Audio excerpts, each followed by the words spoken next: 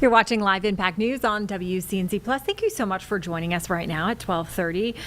We do have some breaking news to share with you. This is from the NBA. They did announce penalties from that Pistons-Hornets game. Detroit Pistons forward center Isaiah Stewart has been suspended for 7 games for leaving the bench area. And then it was also announced that Charlotte Hornets forward Miles Bridges and Musa Diabate will have been suspended for games. That's 4 games for fighting and escalating the altercation. And then the center, Jalen Duren, who has been suspended for 2 games for initiating that altercation and fighting. Let's take a look at that video because it is pretty intense. As you can see, the Hornets and Pistons just going at it in this. Absolutely wild. You know what's so interesting too, though, is hockey is the only place where you can just... We can get away with it? Get away with it. Yep. You know? Yeah. I'm like, why don't we have more sporting events where you're just... I guess boxing too, but... Yeah. I mean, you shouldn't be fighting. I'm not condoning fighting, but I'm just saying. It's interesting from league to league what's okay and what's not right. okay. And then it also says to me, I found this interesting as well, that Jalen Duren was suspended for 2 games for initiating the altercation and fighting. Right. Wouldn't you think that that person would get You'd think. more for initiating it?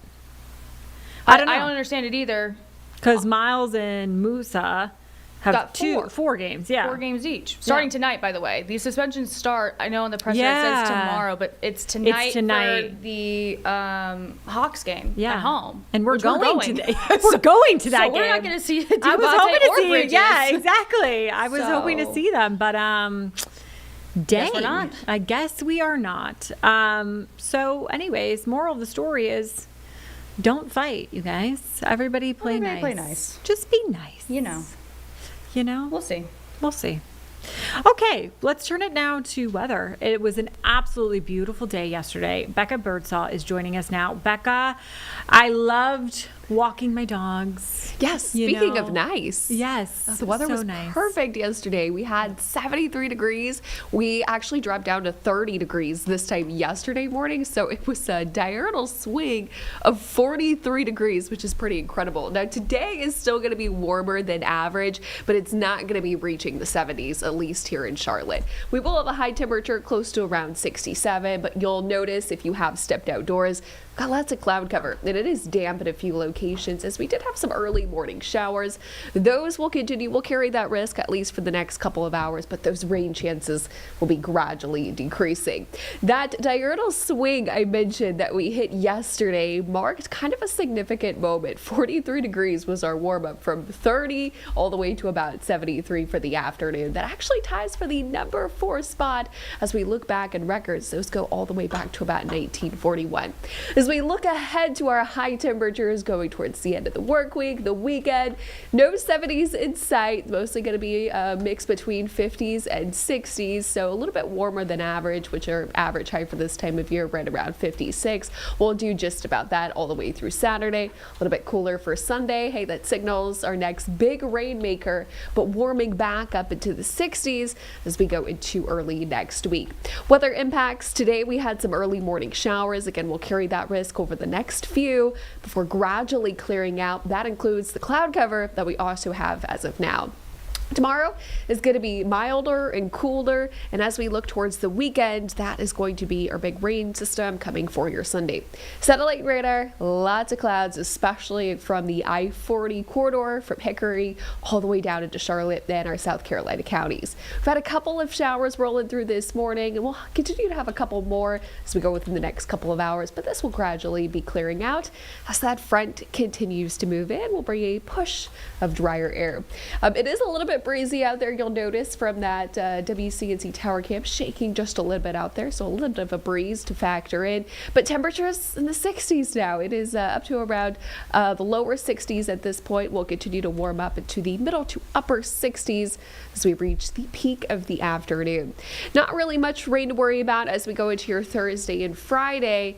Our next system is going to track along the southeast, and eventually Sunday is going to be the day that we have pointed a washout from start to finish, and where we actually do have a really good chance of picking up an inch of rainfall from the mountains into the metro. This is going to be a big soaker, not only for the southeast, but for the mid-Atlantic as well. Something that we desperately need as we are still in a rain deficit and, of course, under drought status.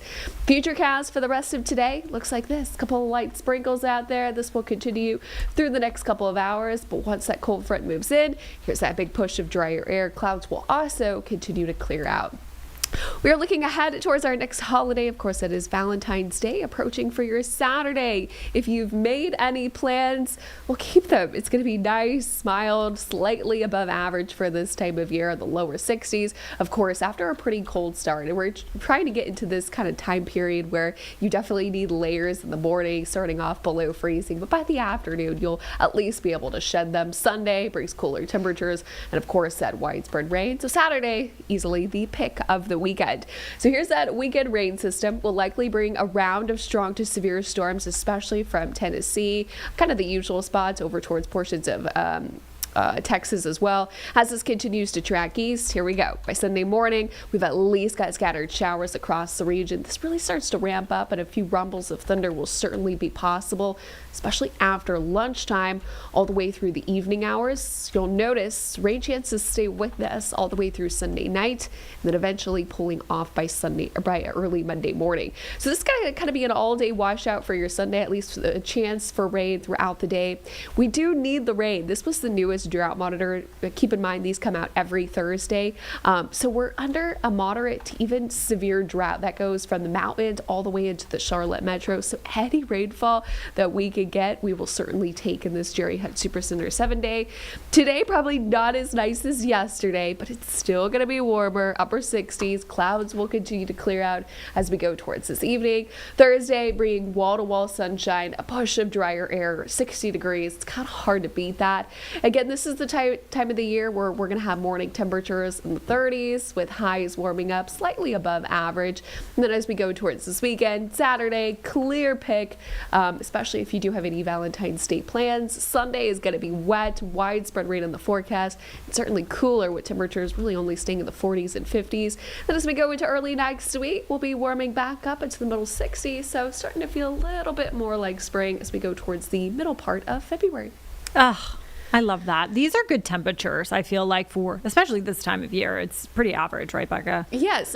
56 is our average high for this time of year. So when we get 60s, it's just like, it's a nice treat, especially after the cold that we've been dealing with over the past couple weeks. So over that. I know. I think we're all ready for spring at this point. Yes, definitely. All right, Becca, thank you so much. Of course. And we're going to take a quick break, but keep it right here on Live Impact News on WCNC Plus.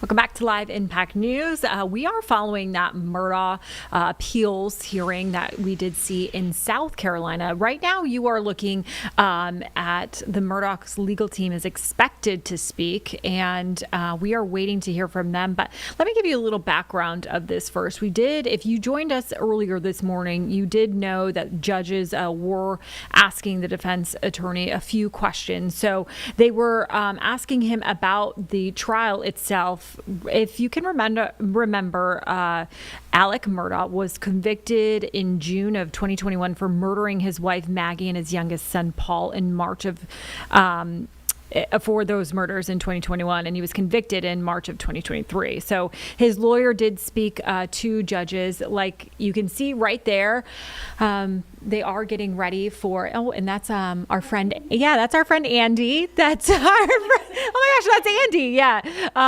Andy is a CNN photographer. So he's getting the mic set up right there. We do know him. Anyway, so we will be tracking this, and we will happen any minute. Yes. I haven't really seen much movement coming from the house. There's I'm not exactly sure where this house is. I know it's in movement. Columbia, but we will carry it once we see it. We will. Well, I mean, so you can see they're zooming in. They're kind of getting the white balance and the focus and all that stuff. So we are going to be watching this. So keep it right here on WCNC Plus, because we will bring you that right when it happens. But for right now, we are going to head over to Washington, D.C. Minority Leader Jeffries and Congressional Black Caucus presser and House Minority Leader Jeffries is talking right now. So let's take a listen in.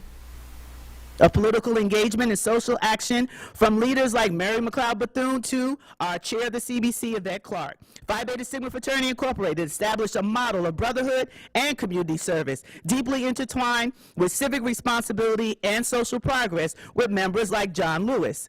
Zeta Phi Beta Sorority Incorporated pioneered community-focused service, maternal health advocacy, youth development programs, and strengthened families from members like Clara Luper to voices like present-day Congresswoman Sidney Kamlarga Dove. Sigma Gamma Rho Sorority has elevated public service and education access, building global impact through programs that empower women, children, and family. And Iota Phi Theta Fraternity Incorporated emerged during the civil rights movement, modeling progressive activism and the importance of meeting community needs and innovation and courage. The bottom line, D9 Stronger Together is more than a hashtag or a trendy term. It is what we do, who we are. We will not be silent, and we will continue to lead. Let me ask if there are any questions from the press. Freedom? So we can get all of these questions in. Hi, Cheyenne Daniels with Politico. Just two questions, if possible. One, we heard last week from Press Secretary Caroline Leavitt say that she can't guarantee that ICE will not be at polling places come November. Just wanted to see what reaction could be to that and what is being put in place to potentially protect voters who maybe are concerned about police presence near their polling places. And then two, we talked a lot today about the unemployment rate for Black Americans, which we know is especially disproportionately affecting Black women. Any news on how the CBC is hoping to counter this unemployment crisis our community is facing? Very well. Let me have Derek Johnson, President and CEO of the NAACP, speak to your first question. Great question as it relates to ICE. At ACP, along with our partners, we are prepared to file lawsuits. Voter intimidation is still on the books. It is illegal. We're also going to be working with the CBC and members of both the House and the Senate in the negotiation to ensure that ICE presence at the polling place will be prohibited on a condition of their funding. It is unprecedented to allow an agency that are seeking civil penalties against individuals to now pursue courses of actions to criminalize individuals or go beyond their charge. Citizens of this country should not be accosted by ICE because they have no authority. Citizens of this country still have the protection of a Constitution, particularly the Fourth Amendment searches and seizures. Citizens of this country are not subject to ICE intimidation, and our elections are only for citizens of this country. There are no individuals who are the target, so to speak, of ICE who will be voting, because there's no history of undocumented individuals voting in our elections, so it should not be tolerated in this country. Can you repeat your second question again? Yes, just what are leaders doing to address the unemployment and economic crisis that our community is facing? And I'll speak specifically to your question around Black women, because we're close at this point, almost 8% unemployment for Black women. NCNW is taking a special focus here, because what we found is that economic engagement for Black women is connected to their health care, connected to their access to groceries, et cetera. This is a long-term challenge that we have seen. We have focused primarily on education and advocacy. Our first plan was called Project Rise, we decided to focus on resources for investments, savings, and economic empowerment. And the reason that we did that is that we found with this last government shutdown, with the changes to DEI, we saw over 300,000 black women affected in this process. Our education plan was to travel the country and provide financial literacy, support with partners with banks to be able to find capital access for families. The last thing was our job fair. And the reason why we had to focus here is because many black women are qualified. We are the fastest growing black business owners in this country. Right now, when you look at access to capital, black women fare terribly. And what we have found is our ability as an organization to partner with banks, to partner with organizations like the Urban League, on the ground, we've been able to identify new funding resources for black women. The last thing I'll say is this. This is where the ballot box makes a difference. Our ability to connect finance to voting, finance to be able to feeding our families is connected to who is in office. We are calling on our legislative leaders, regardless of your party, to focus on the people. And the people need our government officials to redefine their financial policies and economic investments in those communities that have done the work. We are a community that is committed to not only our civic engagement, but to our financial engagement. I want to add something to this. First of all, what caused it? Yes. What caused, we were at 4.3% black unemployment in 2023. The lowest black unemployment in American history. What caused it? Three things. Tariff, tax, chaos was a causal factor in the impact on unemployment and the economy and has affected black America deeply. Number two, the anti-DE&I executive orders and the administration squeezing and extorting American corporations through its regulatory power. You want a deal approved, you've got to, quote, get rid of your diversity programs. That was a causal factor. The third causal factor was the big, ugly bill. So we are going to all do job fairs, entrepreneurship, and we're going to fight and fight and fight to survive. But if you want to ask me, how do you reverse this? It's going to take, one, the Supreme Court stepping up and invalidating these tariffs as an abuse of presidential power. Number two, an election result that sends a message to the business leaders in America to restore their commitment to diversity, equity, and inclusion. And also an election and a political lineup that says, let's repeal and replace the big, ugly bill. 250,000 plus federal workers, many in this city, maybe a third to 40% African American, were laid off for no reason whatsoever other than an assault by Trumpism and Dogeism.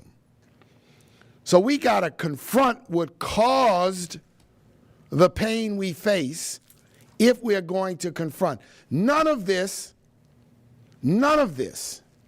was going to happen if the policies that began to take place in January of 2025 had not come to fruition. This is what is important. This is no business cycle. This is no, it was factors with respect to the balance of trade with China, negotiations with the European Union. This was intentional damage to the American economy that has impacted black people, black women, and all Americans across the board. I want to be clear, we want to be clear that it was caused, it was intentional, and the policies have created the pain. Good afternoon. I'm Senator Lisa Blunt Rochester, and I was not scheduled to be here.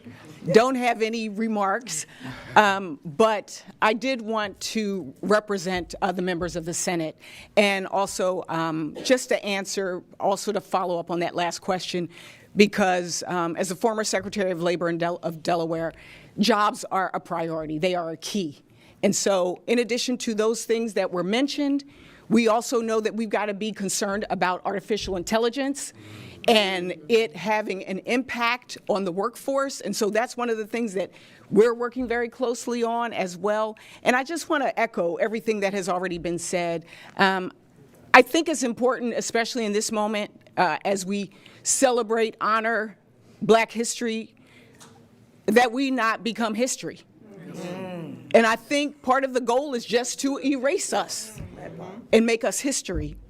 And so this collective is representative of the fact that we have been through, we will go through, and we will overcome this moment.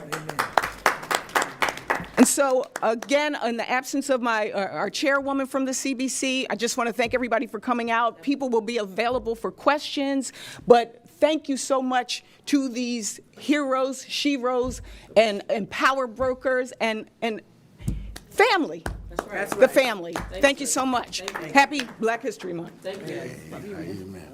Good to see you. I was like, Good. Let's take Mark.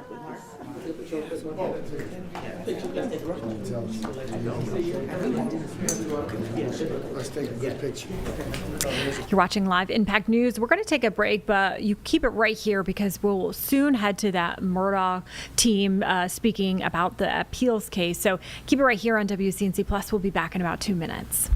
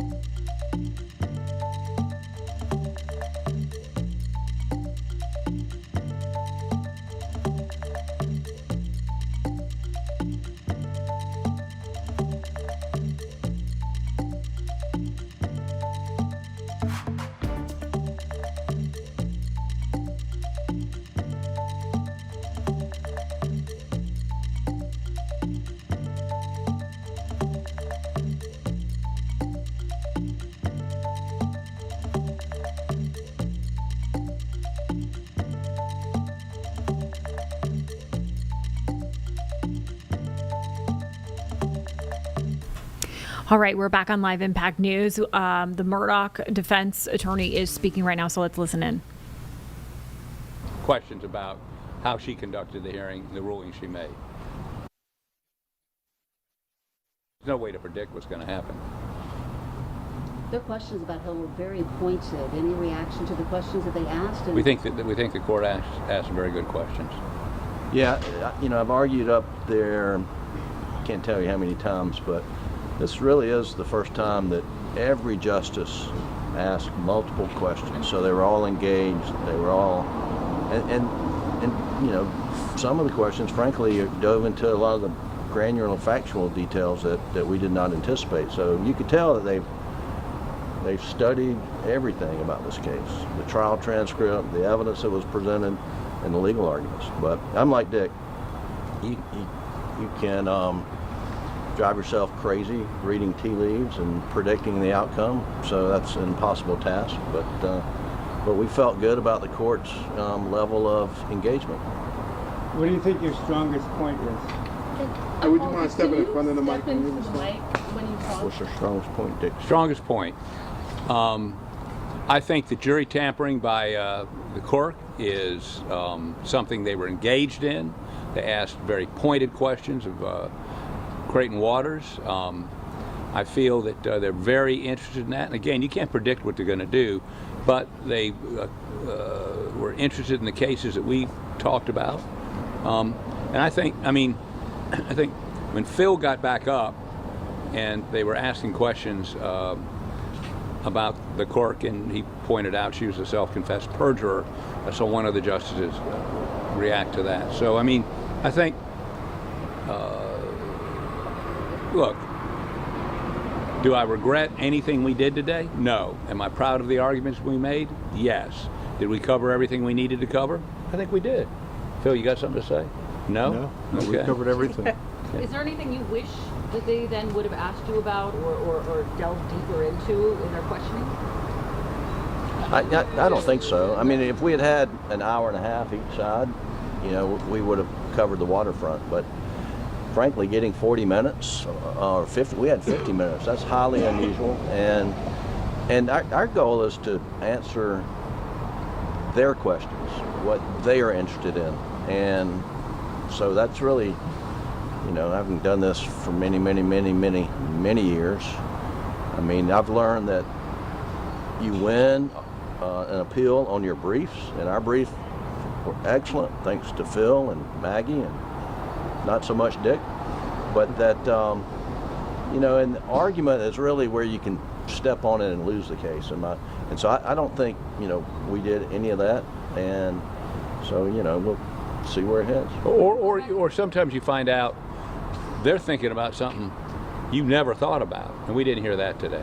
What do you go back and tell your client? What do you tell Alec now about what happened today? Did you speak to Alec yet? Not yet. No, we will. I mean, I would say to him, we had a good argument today. The justices were engaged. They were prepared. They'd read the stuff. They understood the stuff and had very intelligent questions that indicate to me that they're wrestling with the issues we asked them to wrestle with. How important is this to Alec? I mean, he's insisted he's innocent for all this time. I mean, has he kind of put everything, you almost got to push all your chips in at this point? Well, as you know, he's not going to get out of jail if we win this. He believes, advocates that he did not kill Maggie and Paul. He believes somebody else did. What? He knows he didn't do it. Yeah, he knows. It's not a belief. So that's what he expresses to us. But frankly, you know, he accepts that he's in prison. He doesn't regret being in prison, believe it or not. He's got a very positive attitude. He said he deserved to go to prison for what he did financially, but he can't accept the fact that he was convicted of murdering his wife and son, to which he constantly proclaims his innocence, and we believe him to be innocent as well. He always has. And of course he says, since I didn't do it, SLED ought to go find who did. And again, one of our problems has been from the get-go. From that night, he was the primary suspect, the only suspect, and they've never really looked at anybody else. You all had 5 minutes uninterrupted by each justice. What goes into how you strategize for what goes into those first 5 minutes? Well, first of all, we didn't know. We did not know until we got there, okay? So what I typically do is write 2 or 3 minutes. I mean, we all been in court, in appellate courts, where you get 12 seconds into your so-called prepared statement, and then the questions come. So yesterday, as we were getting ready, we sort of had a bet going how long it would take for them to interrupt us. And I think over-under was 2 minutes. Right. And so when the chief says he'd give us 5 minutes of uninterrupted time, that was good. Very good. Very, very good. Appreciate it. Toward the end of Creighton Waters' argument, the chief is talking about how we had excellent prosecutors, excellent defense attorney, but we had a rogue clerk of court, so even if we accept the truncated version of the trial comments, it's still improper, perhaps not to the point of reversal. He responds and says, that actually proves my point that she was insignificant. Can you respond to that? I'm not going to argue with Creighton about his position. I would say we respectfully disagree with Creighton's characterization. If Alec Murdaugh is given another trial, will you all be the ones who defend him? You know, that's up to Alec, but right now we believe we will be. And Pete, is it? What's the next step? Federal court. If you don't today, can you tell me what's next? No, the Supreme Court's going to tell you what's next.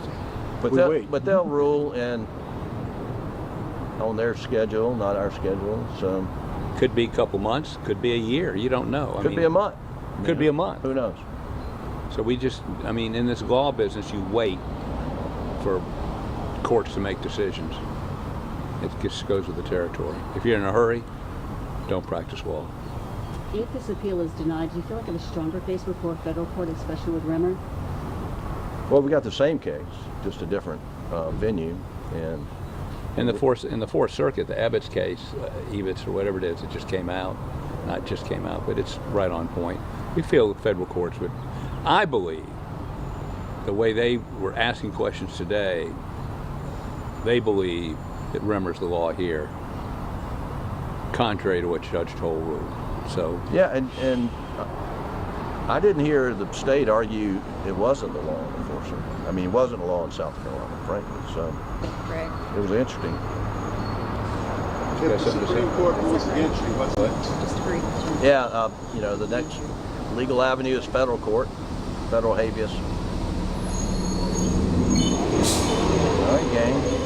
Any other questions? No questions.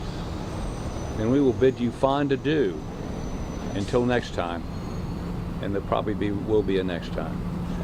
Has anybody heard Dick Carpootlian has a book out? Dig Me a Grave. Highly recommended.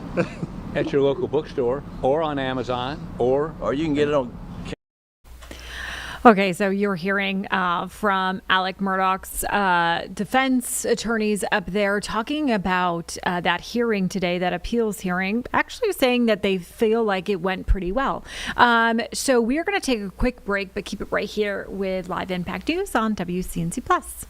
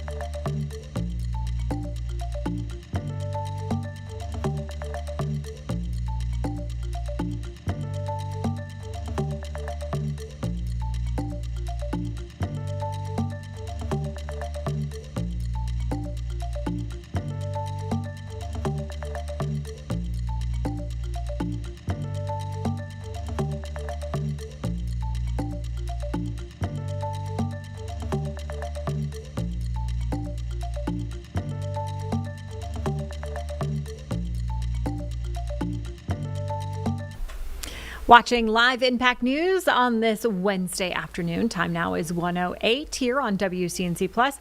Let's take a look at this. This is some exciting stuff. Seahawks having their parade right now in Seattle. Very fun. We would love to play you the fun music. Would love but to. Copyright. It's very copywritten. It's very They said, I think you listened in a little bit. You said turn down for what? Oh yeah. Turn down for what? Now now let me clear my throat. That's what they're playing right now. I mean, we could keep singing it for you. I could. It would probably be copy, right? Though too, because too good. We sound so much like good it that they're gonna clock us. But Seattle just having a time over there. So much fun. They beat the Patriots in the Super Bowl.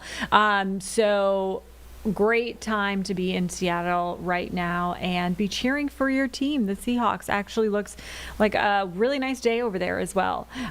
So that is going on in Seattle. Right back here in Charlotte, though, we actually got to speak to Mystique Rowe. She is a skeleton athlete, and in the Olympic Games, she went to Queen's University, and we talked to her about, getting ready for these games and how it feels to be competing in the 2026 Olympics. So let's take a listen in. So first, when you were out here in Queens, here in Charlotte, running track and field, did you ever imagine that one day you'd be going to the Olympics? It's probably one of those like what is it? Delusional? Like, I don't know what I'm gonna do, but I'm gonna figure out. I don't know what it is.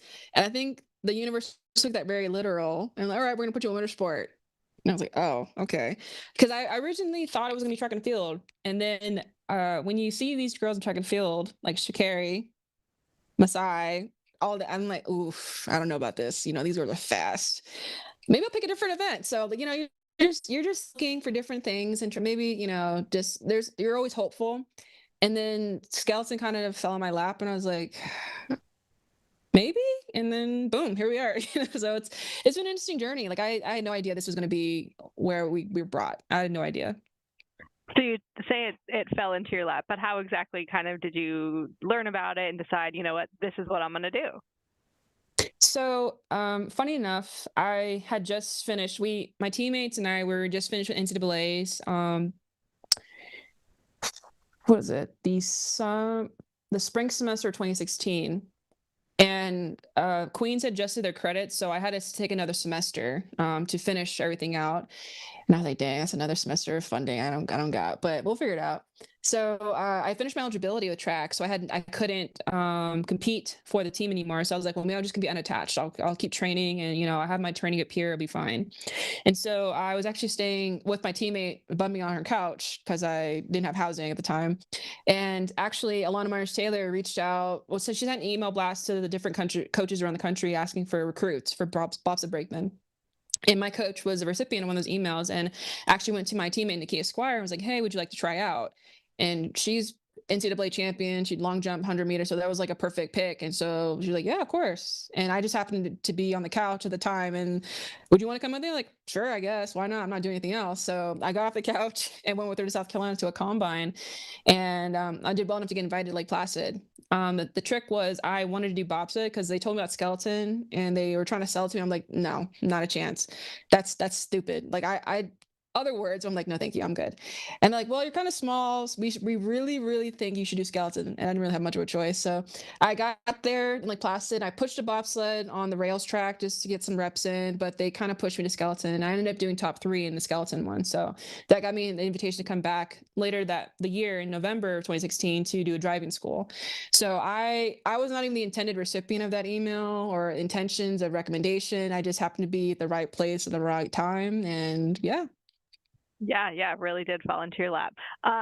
Were you nervous about doing it? Like, what were your kind of thoughts other than this is stupid?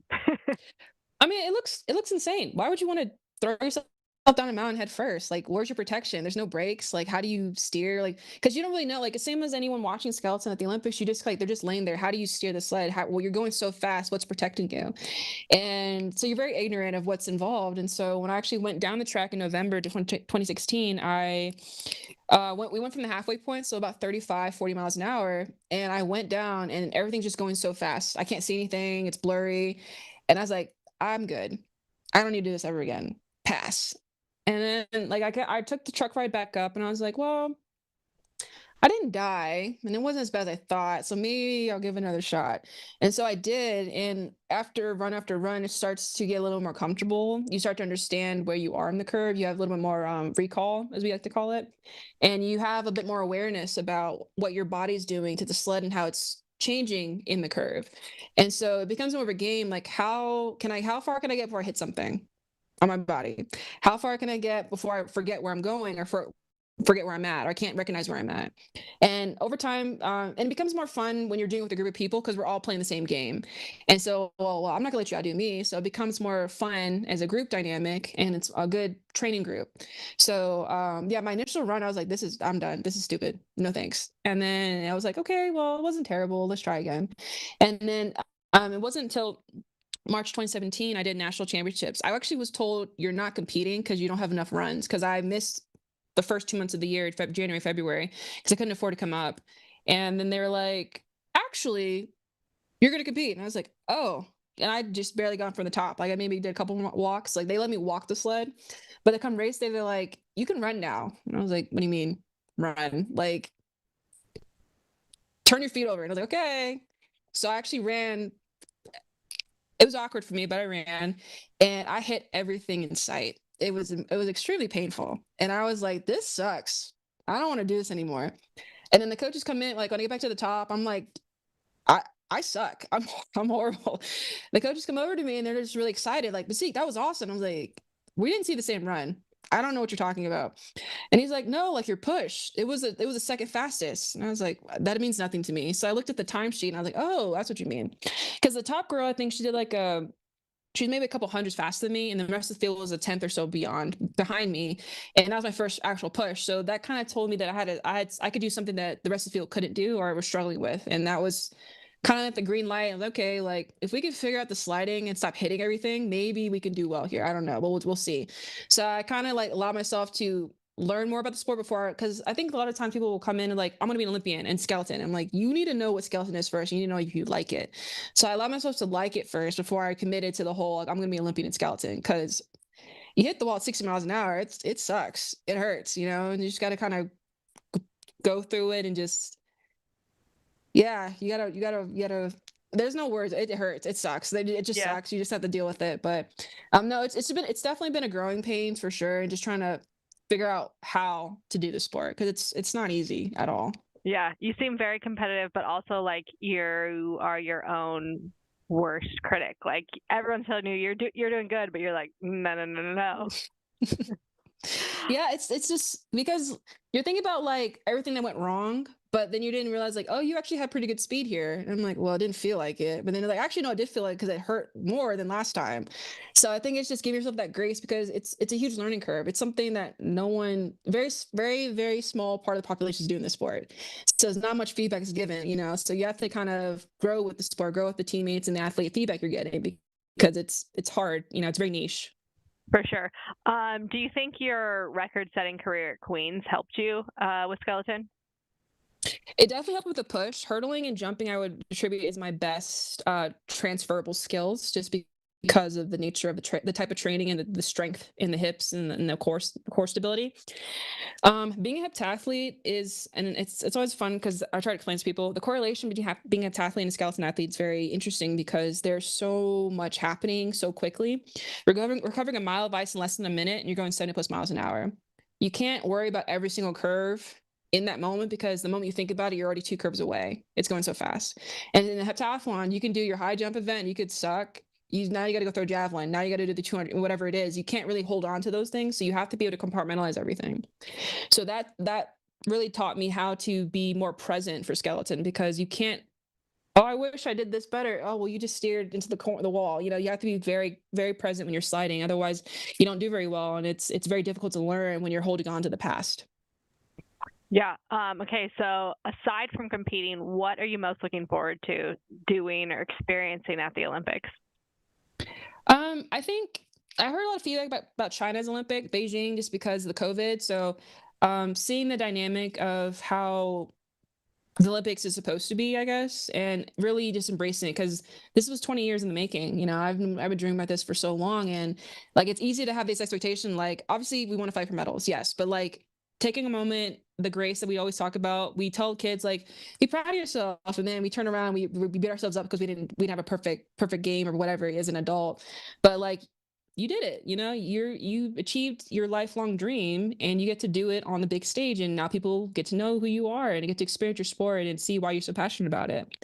And while I only have half the time of my track career in skeleton, like I have been very passionate and be able to share that with the world and show like you don't have to grow up doing skeleton to be good here. You can do whatever you want and just show up and fall in your lap, and then you embrace it. And I think it's just recognizing that everyone's path here is very different, and it's a cool story, and it can inspire someone else. So you are the second of 11 kids, correct? Yes, I have an older half oldest. brother, and then and then I have a twin sister. She's 14 minutes younger than me. How do you think all of that shaped who you are? I'm very motherly, nurturing, naturally as the eldest daughter and the second oldest of the whole troop. But the main thing is just when I came to the sport, I saw there was a few issues with accessibility. And for me, money was a big problem because, you go to a private school and like you're working several jobs trying to pay your tuition, pay for your textbooks, and other kids my dad paid cash. I was like, oh, we have different walks of life, And so for me, it was a lot of move to go from broke to broke, but brush bikes are $350, helmets are $700, the ticket to come over here is $1,000. There's so many different price points that, price of entry is so high, it's a big barrier.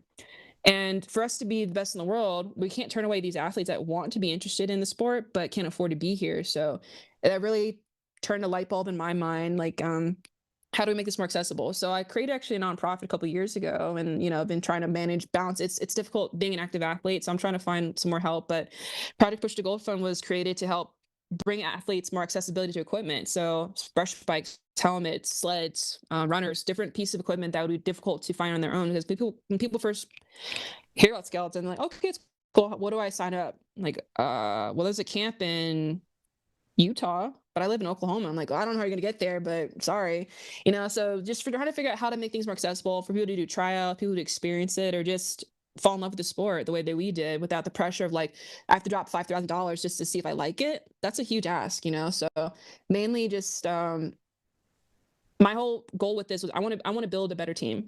I want to build a deep roster. I want to build a team that athletes want to be here, want to support each other, and the only way we can do that is if we have the resources to help sustain these athletes to be here. And we can all talk about what are they getting paid. I'm like, we're not getting paid anything, but you at least have spikes, you at least have a helmet, a speed suit that you can wear. And that's been the big challenge, is just making sure that we can keep the athletes that want to come out and try out, because 2034 is Salt Lake Olympics, and if we don't have a deep roster, we're gonna have very slim picking. So we really need a plan for the future for us to be able to have sustainable games. What does being an Olympic athlete mean to your family? It's funny because my siblings, I got labeled UNC status, and if you know what that is, and because like I'm older and they're like just freshly turned 19, 20, and they're like, dang, you're old. And I'm like, you're gonna be here in like 20 years too. Like, it's you're not that far away, but they just don't have that correlation. And obviously, like when they were younger, I was in college, so I didn't see them as much. So I was the lame older sister, like I made sure they ate. They always, whenever there's food, they ran to the table, got food for them, whatever. But now I'm like a big deal. Like, oh, they do interviews? I'm like, yes, I've done interviews. Oh, you're on TV? Yes, I'm on TV. Oh, you're the Olympian? Oh my God. Yo, my sister's Olympian. And it's just like, better late than never, I guess. I'm cool now, but thank you. So it's been funny just because it's just so out of touch, because like, again, skeleton's such a niche sport, you don't really hear about it, and they're just like, where's your sister? And like, I think she's in Germany, I don't know, she might be in Norway, who knows. And then I come back and like podiums, like, oh, you're kind of decent. I'm like, a little bit, yeah, I'm a little decent, no, something, but so it's just, you finally get a little bit of, because that's all, little brother's gonna always pick on the older sister, that's just the nature of it. So I'm starting to get a little bit of street cred. That's kind of fun. How do you think you're All right, Mystique Rowe, we are wishing her all the best in the Olympics. You can catch those right on NBC. The first women's heat is at 10 o'clock on Friday, the 13th. Second women's heat is 11:48. And then on Saturday, you can catch the women's heat 3 and 4. So it's all on NBC. You can catch it there. We're going to head to break right now, but keep it with us right here on WCNC Plus.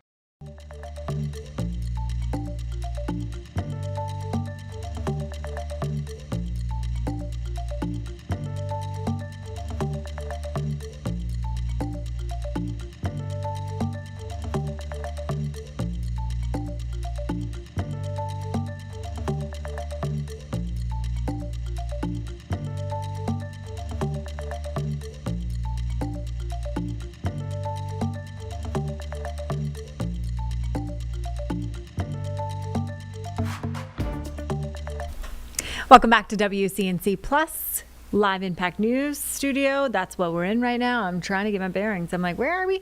It is Wednesday at 1:26, and listen, we are going to head over to the Super Bowl champs. They are doing their little speech right now, so let's take a listen in. And the talent to win. And holy catfish, has he done some winning. In less than a year here, he has led his team, this team, to a 14-win season, an NFC championship, and that Lombardi trophy. Ladies and gentlemen, your Super Bowl champion quarterback, Sam Darnold.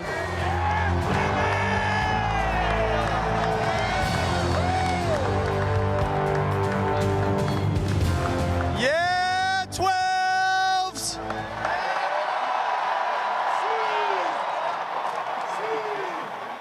Hey, I just want to say I've talked a lot this last week about belief.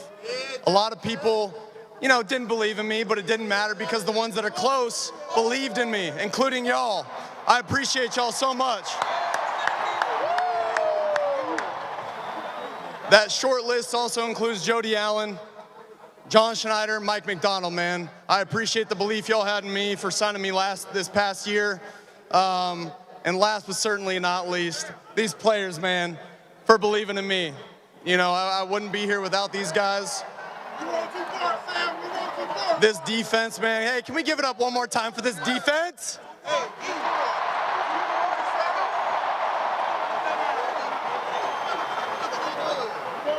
Y'all knew I was going to keep it short and sweet up here, man, but I want to introduce someone very special to this team, very special to this offense in general. he does a lot of the dirty work. You know, he doesn't get, you know, a ton of credit all the time, but he did catch a touchdown in the Super Bowl. All right. AJ Barner would like to come up here and say a couple words for y'all, if you don't mind.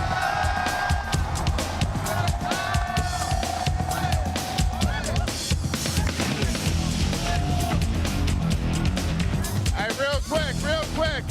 real quick. First of all, I just gotta say, I love this city. Hey, and I got a few things for y'all.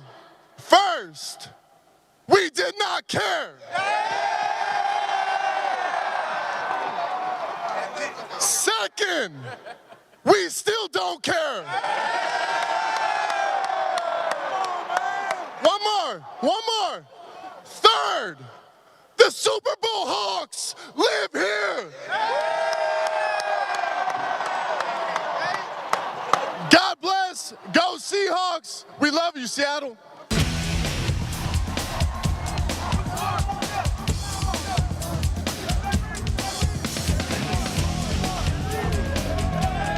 So exciting to be in Seattle right now, cheering with the Super Bowl champs right there. Very, very fun to hear from them. Okay, we're going to take a look at what's happening in weather today and later this week. So let's take a listen into Majestic Storm. There for those of you who perhaps did not get enough this past weekend. Exactly. Not seeing it here in Charlotte, but several areas north of Charlotte, Ben, have been seeing snow for the last couple of hours. We have this very random, kind of narrow band of snow that is kind of stalled out. It's not moving much. And many of you, if you are north of Mecklenburg County, you've been experiencing this snow that just keeps on going and going. You can see that band right there. We are dealing with a little more dry air as it... Actually, we're not going to do that. A little technical difficulty over here. We're going to take a quick break and we'll be right back on Live Impact News on WCNC Plus.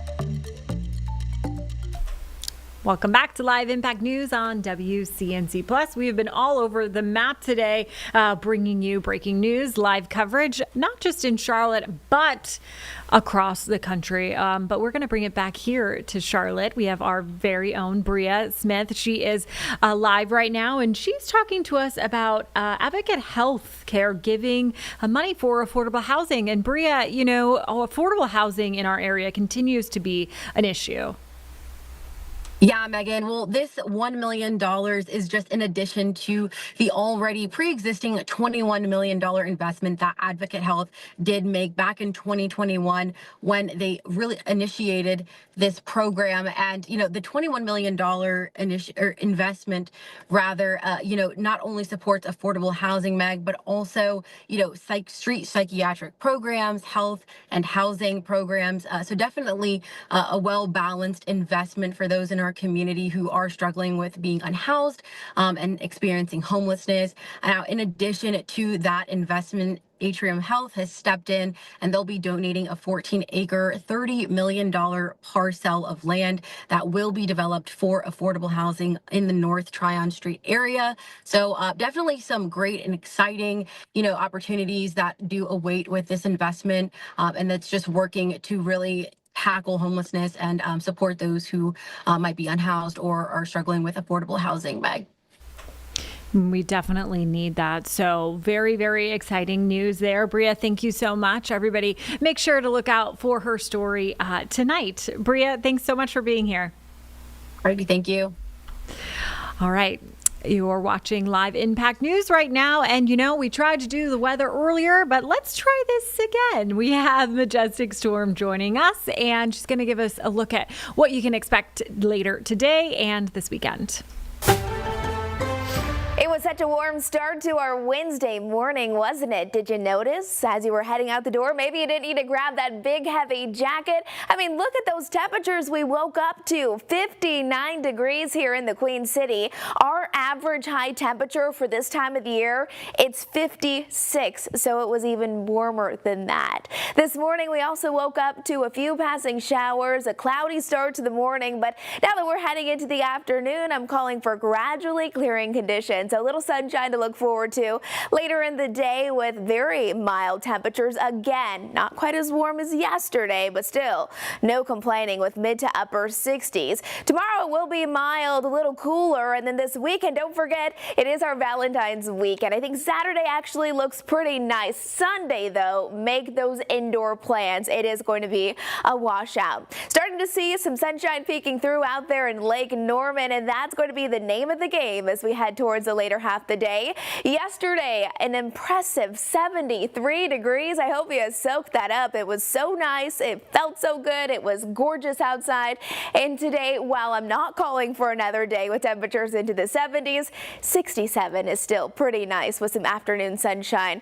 Again, we'll get through that morning and early afternoon rain, and then for the rest of our day today, gradually clearing conditions, which means we will have much colder temperatures that we'll be waking up to tomorrow. Rain chances are continuing to fall throughout the rest of our Wednesday. I don't think we'll have much to be too worried about. In the mountains, you had rain this morning, but now starting to gradually clear out. 48 degrees there for your high in Boone. Once we're looking across the foothills, 62 in Hickory, 63 for our friends out there in Morganton, 67 from Gastonia to Charlotte, and 66 out there in Concord. From Rock Hill to Lancaster, you did have some light scattered showers, but again this afternoon, a high of 68 degrees. And look what happens. Our futurecast, as we fast forward through that 4 o'clock hour, maybe the time that you're picking up those kids from after school sports activities, or maybe you're driving home from work around this time, this is when it's going to be beautiful and again, still holding on to above average temperatures. Now tomorrow, waking up, there's 6 o'clock in the morning. Tomorrow, it is not going to be around 60 degrees heading out the door. Today was just abnormally warm. So grab that jacket.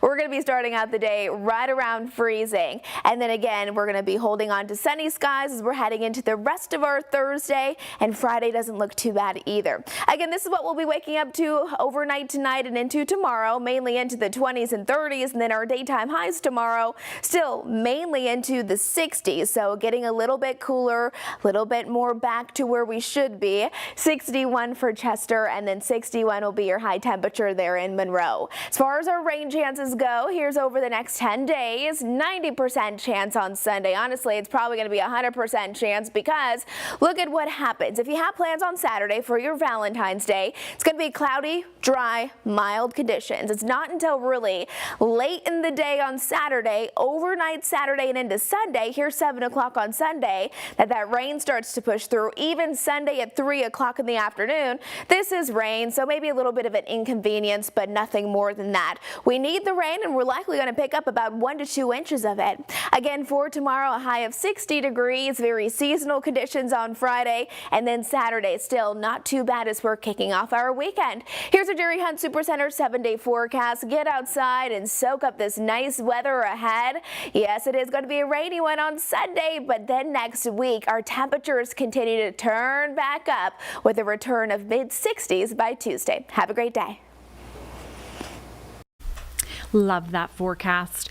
Okay, we're going to bring it back to something that we told you about earlier in the NBA, suspending those 4 players, 2 Pistons, 2 Hornets. We have Miles Bridges out for 4 games, and we also have Musa Diabate. I always mess up his name. Also suspended for 4 games, and he sent out this statement. I'm going to read it to you. As a player, I pride myself on my passion and my commitment to giving everything on the court during every possession. However, in the heat of highly competitive and physical matchup, I allowed my emotions to get the better of me, and for that, I truly am sorry. I understand the responsibility I carry as a professional athlete and as a role model. I view this as a learning experience, and I'm fully committed to growing from it both as a player and a person. The Charlotte fan base has been incredibly supportive since I joined the team, and it is my goal to continue making a positive impact on the Hornets organization. I look forward to many more nights where the moose gets loose, just not that loose. I love that last line. He signed it, Moose. This is what you're seeing right now. That brawl that did erupt started by a Pistons player who did hit Moose, and then it kind of escalated from there. But like I said, they are out for 4 games, Moose and Miles Bridges. So, which is unfortunate because Carlene and I are going to the game tonight. And we don't get to see them. 2 Hornets down. 2 Hornets down. But that something that happens when you are fighting, and like he sent out his apology, which was really nice. And the Moose is not going to get that loose next time. Yep. So. Good for him. Good for him. Yeah, very him. Professional. Great statement. And hopefully this won't happen again, only in hockey, because that's what we like to see in hockey, right? We're going to take a quick break here on Live Impact News, but keep it right here on WCNC Plus.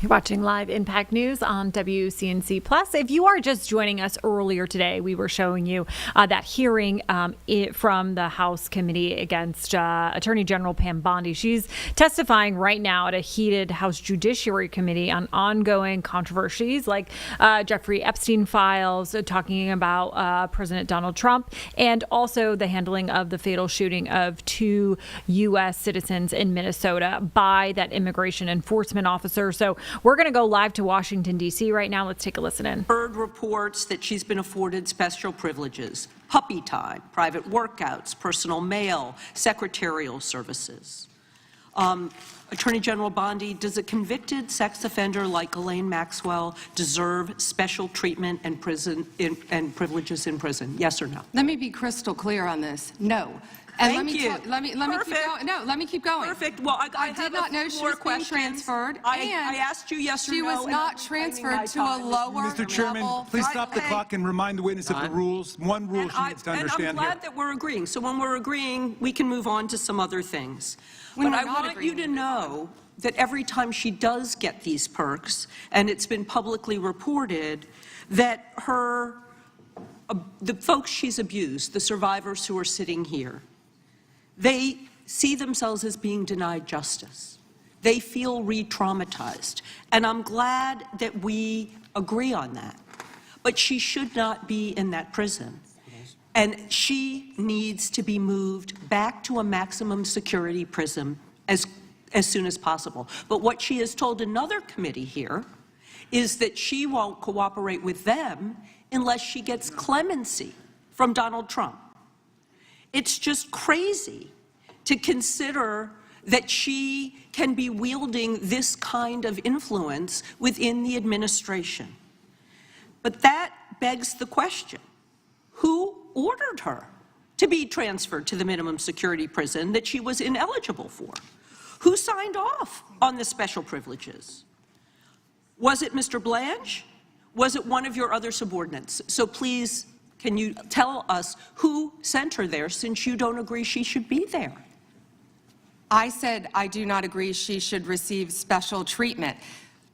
She was transferred, I learned after the fact, to the same level facility, and that is a question for the Bureau of Prisons. I was not involved in that at all. The same level facility, I don't know why, but you know, instead of talking about Ghislaine Maxwell, who hopefully will die in prison, you should be talking about Irina Zarutska. I have a couple who of died other on a subway. Right, and I absolutely... You don't talk about that. I have been talking about it and actually helping with these issues. But we're going to move back to you. I bet we are. Yes, of course, because you're here to testify. That's what the whole point of this endeavor is. So, of course, we're moving back to you. It is all about you. Heard...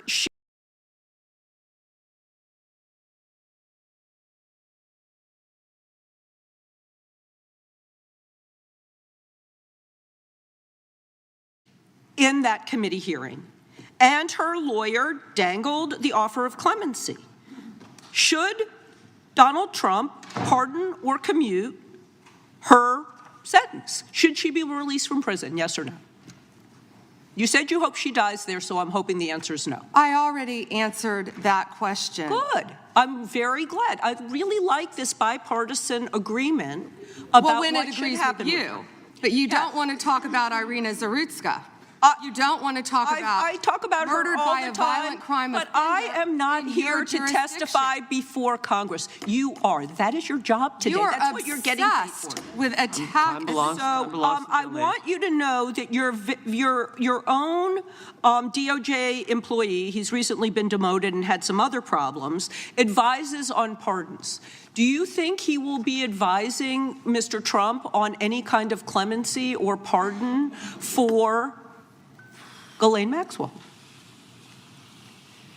I'm not going to speculate, and you couldn't even identify properly. That's why you don't want to talk about Irina Zarutska. You couldn't properly identify her relative. I absolutely it's embarrassing. Have been, and her family, by the way, appreciates all of the condolences, all of the help, everything that our law enforcement in North Carolina has been doing to help her family. Her family feels well treated. Thank you, and I yield back. The lady yields back. Gentleman from California is recognized. I'd ask unanimous consent to enter into the record an article by former Attorney General William P. Barr entitled, "Why Pam Bondi Didn't Publish All the Epstein Files in 30 Days.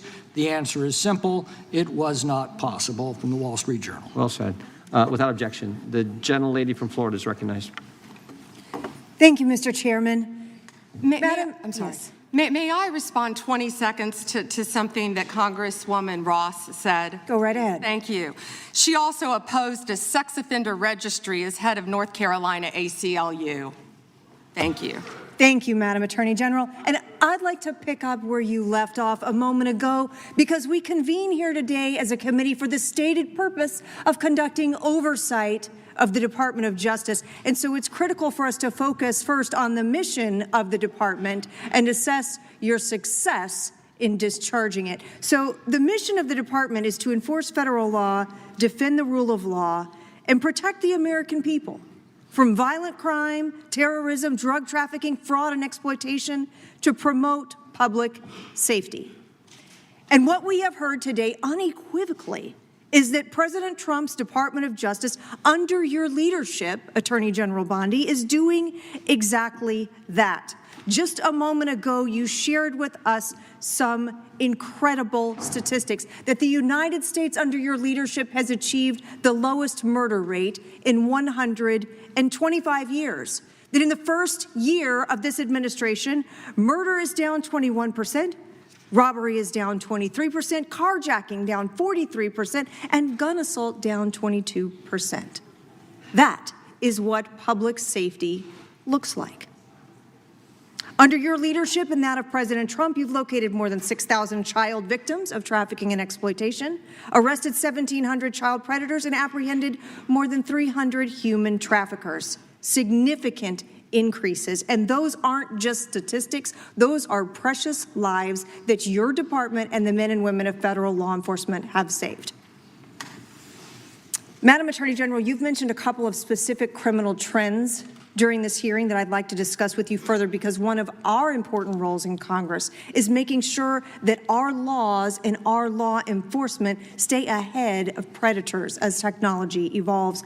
I lead legislation in the House along with bipartisan co-sponsors on this committee to make sextortion a clearly defined criminal offense. We actually passed that out of the House of Representatives. We have a bill to promote Operation Renewed Hope to help rescue more child victims, and the Defiance Act to provide legal recourse to victims of deepfake AI intimate images. I would love to hear your perspective and what you are seeing related to these technology-based criminal trends, sextortion and AI deepfakes. What are you seeing at the Department of Justice, and why do you believe that efforts to combat these types of crimes are important? Sextortion, and thank you for supporting that, Congresswoman. I think that was a bipartisan effort, actually. I think many of you on both sides of the aisle supported that. Thank you for that. You know, as a career prosecutor, it's horrible seeing that, and seeing that young women and often young boys have been exploited with sextortion. And I see, thank you, both sides of the aisle nodding on that. It's horrific. The suicide rates go up. And that's why we have to do everything in our power to protect not only young girls, adult women, boys and men from sextortion, because it is happening, and we're doing everything in our power, thanks to your legislation, all of you, to stop that. I'd like to hear a little bit more about some of the Department of Justice programs like Project Safe Childhood and the Internet Crimes Against Children Task Forces, partnerships that bring together federal, state, and local law enforcement. Sometimes the work between those law enforcement groups together really creates some incredibly powerful outcomes and some great success stories. I know you, as Florida's Attorney General, had a tremendous amount of leadership in our state, trying to make sure we were taking care of children, also the elderly, protecting them from fraud, ending drug trafficking. Tell us a little bit about some of those departments within DOJ. Yeah, when you talked about Project Safe Neighborhoods, we've done a lot of that in Florida when I was state AG, and actually back when I was a state prosecutor prior to being Attorney General. That is so important. I feel like what we've been doing in D.C. too, with the Take Back D.C. and Make D.C. Safe Again, is similar to that.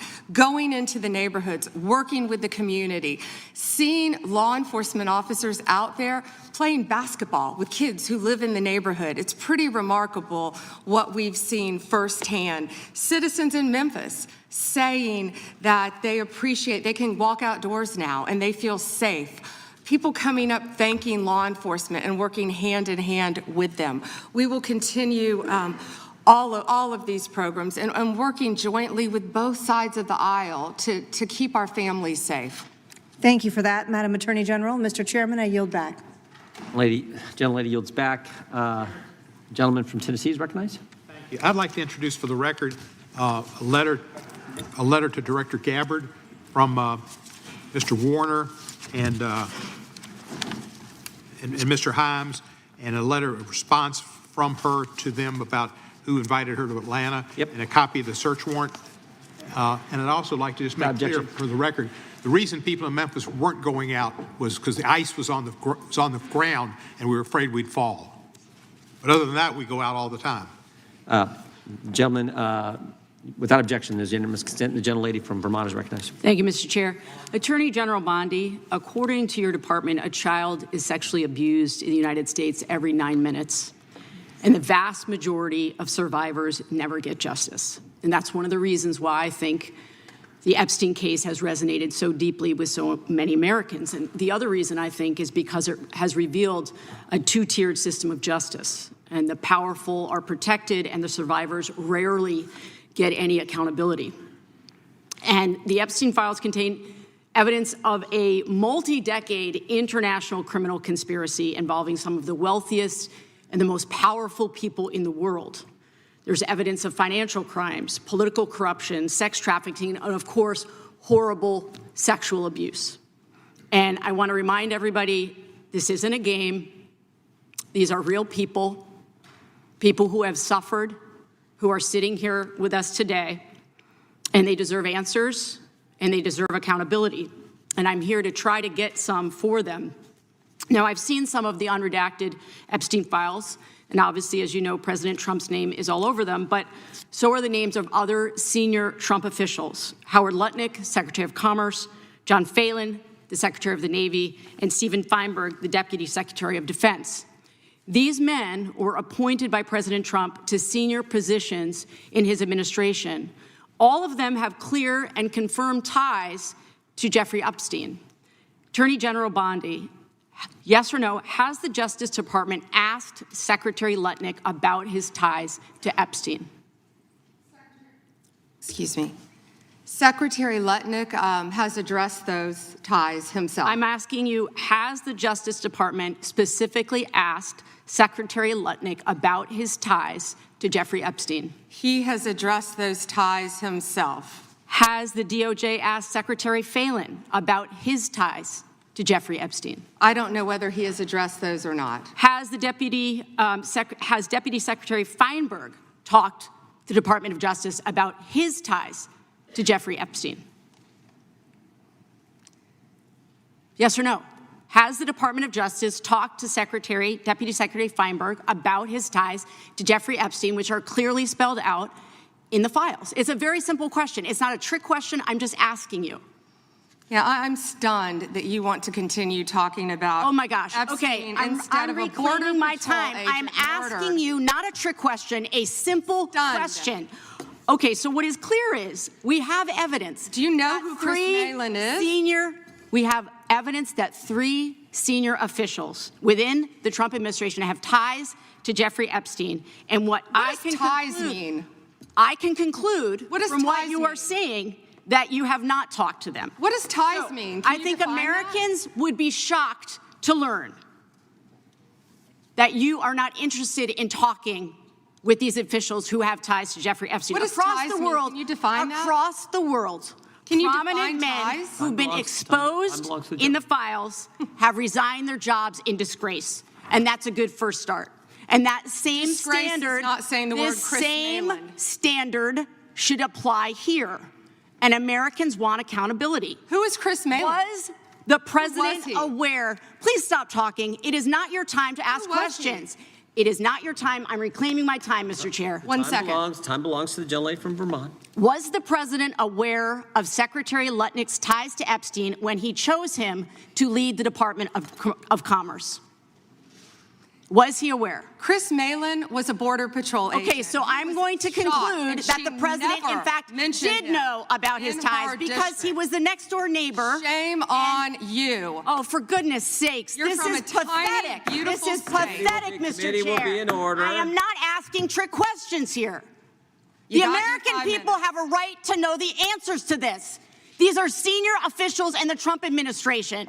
This is not a game, Secretary. I'm Attorney General. My apologies, I couldn't tell. By 2008, we knew that Epstein was a convicted sexual abuser. And we now know that Lutnick went to Epstein's Island in 2012. How was that not a deal breaker for the president? And why aren't you asking questions of the Commerce Secretary about what he saw when he was at the island, which he lied about not ever going to? Why are you not asking these questions? And I see that my time is almost expired, so I will say this. Do the right thing, Attorney General. Meet with the survivors. They have been asking for a year. Meet with the survivors. Do the right thing. I yield back.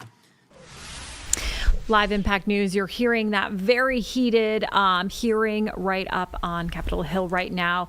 Attorney General Bondi testifying against House leaders. We also heard Pam Bondi also mention Irina Zarutska in that, in the light rail. So just talking, just about different cases. So we're going to take a quick break, but we will definitely be coming back to this after about 2 minutes. Keep it right here on WCNC Plus.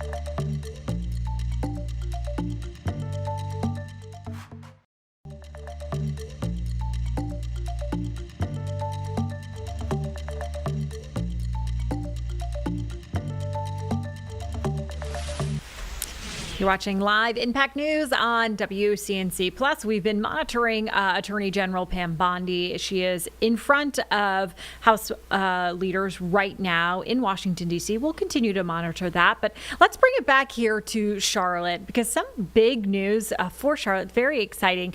We are ranked second in the nation for job growth last year. And here to talk about it with us is our very own Julie Kay.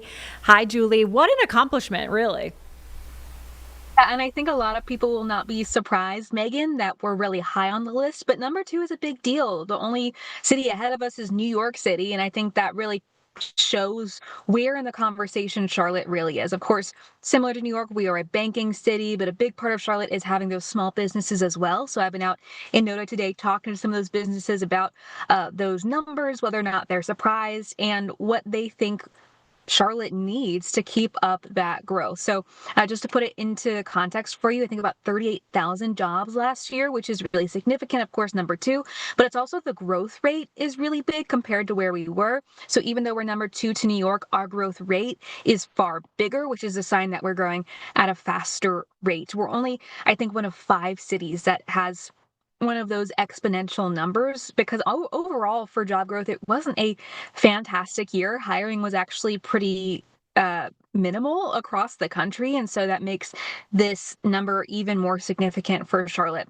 But as I mentioned, I spoke with some businesses here. They are saying that they are excited about that number. They credit a lot of it, especially here in NOTA, to investment in transit, more jobs, because you need more people to be able to get around the city in order to get to those jobs. And in terms of keeping up that growth, they said security and safety is the big thing next. Of course, that is not a new conversation for us in the news business. We are used to hearing people say that, especially recently.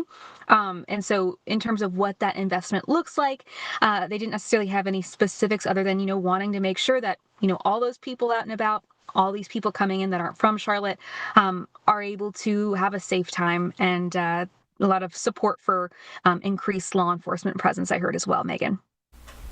That is definitely needed, right? And you know what, Julie, I feel like every time I go to an area I haven't been in a long time, there are so many new apartment buildings going up. So, I mean, it really just goes to show you how fast that we are growing.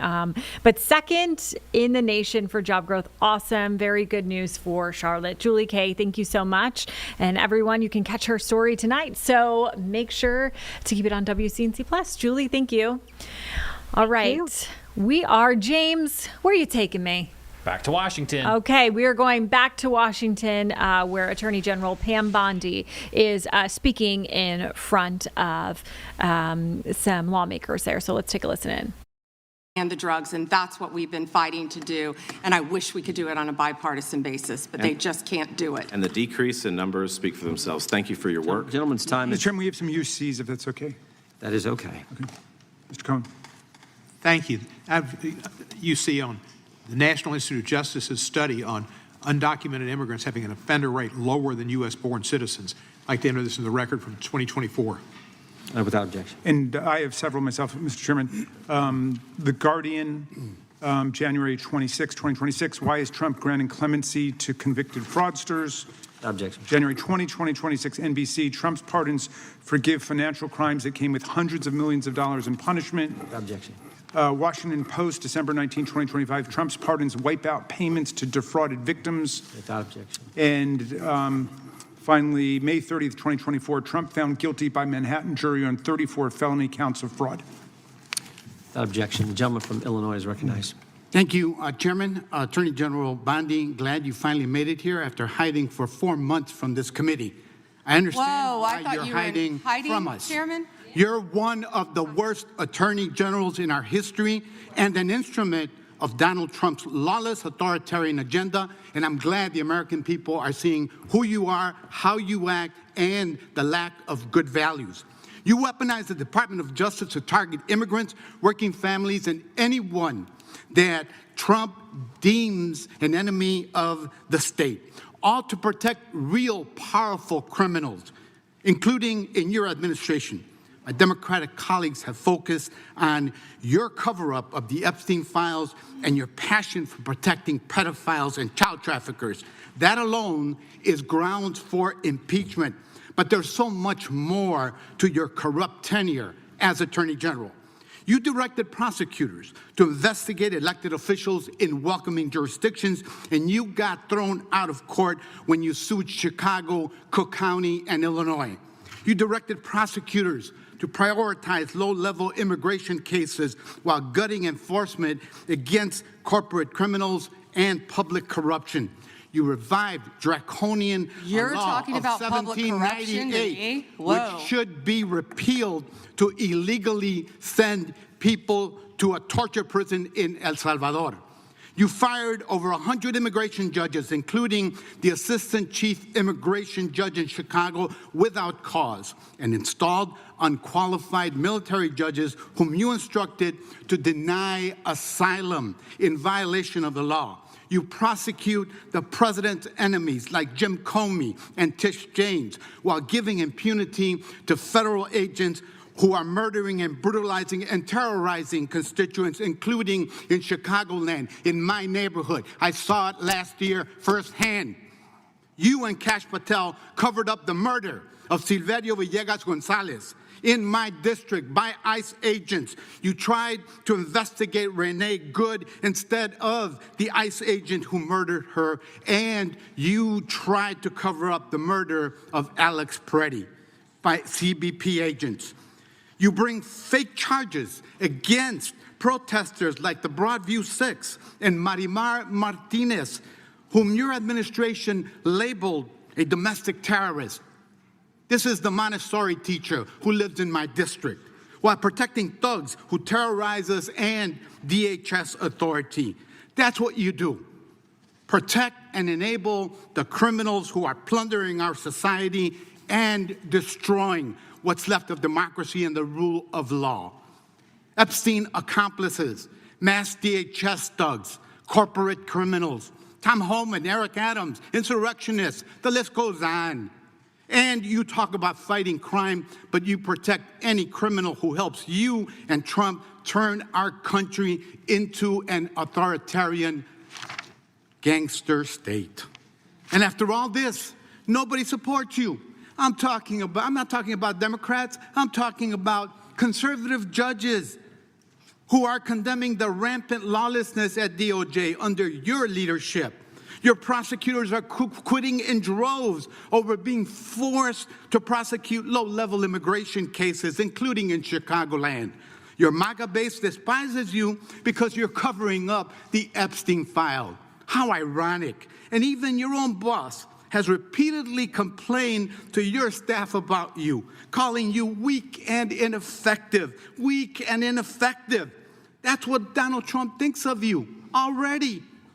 You will not win, however. Chicagoland rejects you. The American people reject you. Our communities have demonstrated our strength and resilience in the face of cruelty and cowardice. Democrats must impeach and remove lawless officials like you and Kristi Noem and impose accountability for every criminal action. But you can spare yourself more humiliation. Resign now and submit yourself to accountability by the American people. Mr. Chairman, before I yield back, I ask unanimous consent to submit for the record this Wall Street Journal article dated January 12, 2026, entitled, "Trump has complained about Pam Bondi repeatedly to aides." Thank you, and I yield back. Objection. Gentleman yields back. The gentleman from Texas is recognized. I thank the chairman. May I have 20 seconds, please?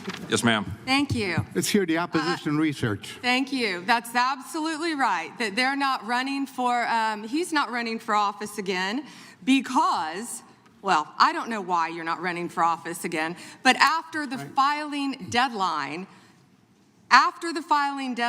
you publicly announced you would not run when your chief of staff, Patty Garcia, announced and took your seat. That's a state matter. That isn't a federal matter. You should investigate crimes. You should investigate violations of the law. The time belongs to the gentleman from Texas. And a little flexibility on the time. I appreciate the chairman. Madam Attorney General, am I correct that under your leadership, the Department of Justice has prosecuted cases of non-citizen voting? So it's false, as some of my Democratic colleagues have claimed, that it doesn't happen? Yes. I ask that today because we're voting on the Save America Act today to enact common sense policies to ensure only American citizens vote in American elections and enact federal voter ID laws. But it's true, for example, that in just this month, a federal grand jury in Newark indicted 2 men with illegally voting in federal election and making false statements. Mohammed Mazammel and Mohammed Shakil were non-citizens at the time they registered to vote. It happens regularly, and you're prosecuting those crimes, correct? Yes. But does that prosecution of those criminals overturn their previously cast votes? That's all pending. But it does not overturn votes that they've cast, right? So passing the Save America Act would help deal with that problem. Yes, Congressman. Second question. As Attorney General, you're in charge of the Executive Office of Immigration Review, correct? Yes, Congressman. The Biden-Mayorkas regime caused the immigration court case backlog to explode, correct? Explode. Does that sound about right that in September of 2020, 4 months before President Biden took office, there was a backlog of 1.5 million cases, but by the time President Biden left office, the backlog reached nearly 4.2 million cases? It sounds about right, but I don't have the exact numbers. It would be accurate to say that most individuals who file for asylum have a meritless or fraudulent claim? Most. I don't have the numbers. So does it sound correct that of the asylum cases adjudicated in FY 2023 under the Biden regime, that only 14% resulted in an asylum grant and only 12% in fiscal year 2024? Does that sound correct? It sounds correct. I'm sorry, I don't have the numbers. Could you get that information to us to Yes, verify that data? I'll get all that information to you. Under the Trump administration, immigration judges complete an average of 65,000 cases per month, the highest average completion rate in at least a decade. Does that sound correct? That sounds correct. Ms. Bondi, how many new cases under EOIR received in fiscal year 2025 have you all had? And of those, what percentage have been granted asylum? Do you know? I can try to get you those numbers. I thought I had those. That'd be great, because my question is whether President Trump's decision to pause asylum in the wake of the shooting of a National Guardsman by an Afghani here in Washington, D.C., in the nation's capital, helped to stop the backlog in your office. Does that sound correct? Yes, Congressman. My point being that the leadership of this administration is ending the backlog, reducing the backlog, making sure that we don't have fraudulent asylum claims clogging it, and keeping Americans safe. Is that correct? Yes, Congressman. So a couple other quick questions on another important topic that has been raised by colleagues on both sides of the aisle with respect to the Epstein case. A few questions. One, Jeffrey Epstein was charged in July 2019 for sex trafficking under the Trump administration in his first term. Is that correct? Yes, Congressman. And that Ghislaine Maxwell was charged in 2020 also under the Trump administration, correct? Yes, Congressman. So it is safe to say that the administration led on that issue and that there was silence in the previous administration. Is that correct? Yes, Congressman. Almost complete silence from everyone who's been trying to still talk about Epstein. They didn't say a word under the Biden administration. Nothing. And I want to make one other point and then another question, though, that is important. I want to make one observation, that is that we've heard the information today, which is troubling, that Jane Doe's, that victims' information was made public and was unredacted in the files that were released on Friday. So my question is, some of us had argued when we were dealing with the discharge petition in Congress that when Congress inserted itself into the process, that we needed to be very careful to ensure that we were protecting victims. So a question that is both, I just want to make that clear that some of us were fighting for that here and we didn't get a chance to amend it or change it. So that was concerning. But a question a little more pointed, I have to say, is why, though, were the victims' names released that shouldn't have been? That there were names in the files, that these Jane Does, that their names shouldn't have been made public when there were some accusers whose names were redacted. That's question one. Mm-hmm. And question two was that Ghislaine Maxwell was put in jail for trafficking minors. Rightly so, and you properly said here at this table, you hope she dies in jail. Well, I want to know, will anyone besides her or Epstein, which I congratulate President Trump's previous administration and this Department of Justice for continuing all of that, but that they were indicted, but will anyone else be indicted and prosecuted under this, given the information that's in front of us? So 2 questions. Thank you for letting me answer that. They didn't want to hear my answer on the other side. Yes, given the tight time frame of 30 days, I believe we got everything released within a little over 60 days. I'm talking as fast as I can. My time is up. We did the best we could immediately. If everyone's been coming to view the documents, if someone's name should not have been redacted, we're releasing it. If someone's name was redacted, we said right away, was not redacted and should have been, meaning a victim. We went back and redacted it. We're doing everything we can based on the tight time frame and over 3 million pages that we released that Donald Trump signed for pure transparency. Second, what was your second question? About whether another individual will be indicted. Oh, absolutely. Thank you for asking that. And they never wanted to hear the answer to that. We have pending investigations in our office. Time of the gentleman has expired. Unanimous consent request from the gentleman from Pennsylvania. Thank you. I have several UCs. You're listening to that Pam Bondi hearing on Capitol Hill. We do have some breaking news right now. We are going to Canada, actually, because the Prime Minister, Mark Carney, is speaking there. I'm talking about that tragic shooting at Tumbler Ridge, which is in British Columbia. 9 people have died at that Tumbler Ridge Secondary School, like I was saying. So very sad. He is speaking about that loss and talking to families in this press conference. So let's take a listen in. Look at their children again. Les jeunes et leurs enseignants ont été témoins These d'une children cruauté and their teachers inouïe. bore witness to unheard of cruelty. Que chacun et chacune le sache. I Le want pays everyone to know this. est tout corps Our avec vous. entire country Au stands nom de with toute you la population canadienne, on behalf of all Canadians. j'offre mes prières aux victimes, I à leurs offer my familles, prayers to the à leurs victims, amis, to aux their blessés families and friends, et à tous ceux to all et those who were celles injured, dont la vie a été bouleversée and to all those à jamais whose lives hier. have been forever changed. I want to express my profound gratitude to the first responders, the RCMP officers who entered immediately that school, not knowing what awaited them, to the paramedics and medical staff at the Tumbler Ridge Health Center, to the teachers and the school staff who acted with extraordinary courage to protect the children in their care. In the darkest of moments, they showed the best of our country. I have spoken with Premier Eby to express my condolences and those of the Government of Canada. The Minister of Public Safety has been coordinating the federal response and is en route to Tumbler Ridge with the Premier and Minister Robertson. The MP, Bob Zimmer, is already there. Our officials are in close contact with their provincial and local counterparts to ensure that the community receives every support that we can provide now and in the weeks and months ahead. Mr. Speaker, we have been here before. École Polytechnique in Montreal, the Islamic Cultural Center of Quebec City, La Loche, Saskatchewan, Humboldt, Saskatchewan, Potepic, Nova Scotia. Each time, it breaks us open. Each time, Canadians show who we are.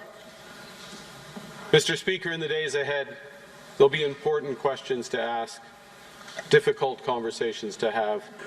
We owe that to the victims and their families. But now, it's time for grieving and remembrance.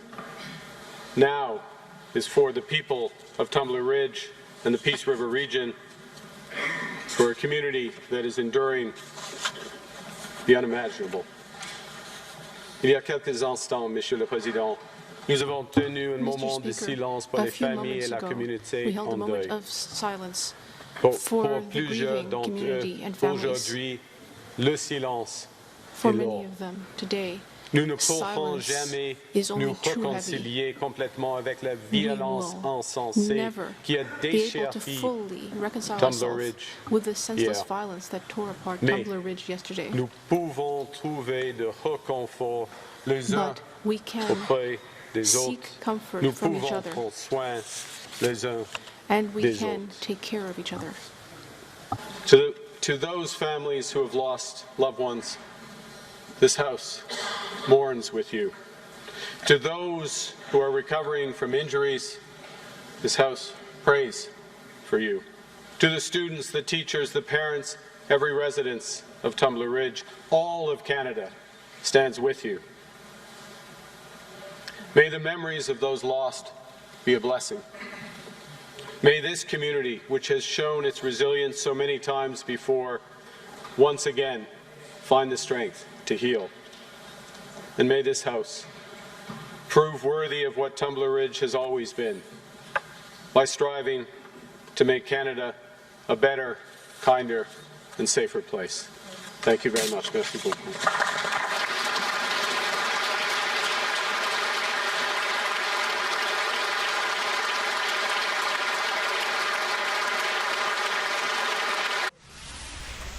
All right, keep it right here on Live Impact News. We're going to take a quick break, but we'll be right back on WCNC Plus.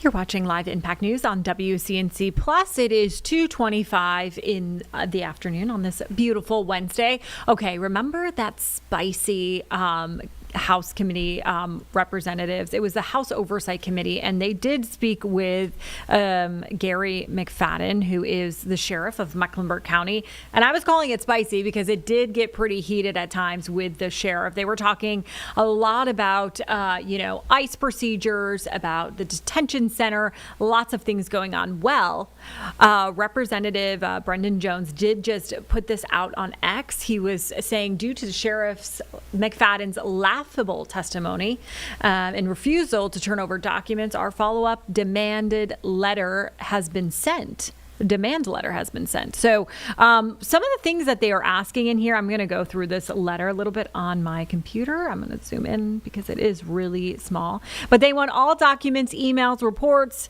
complaints, correspondence, strategic plans, databases, notes, audio, video recordings, and other materials regarding communications with Immigration and Customs Enforcement, which is, of course, ICE.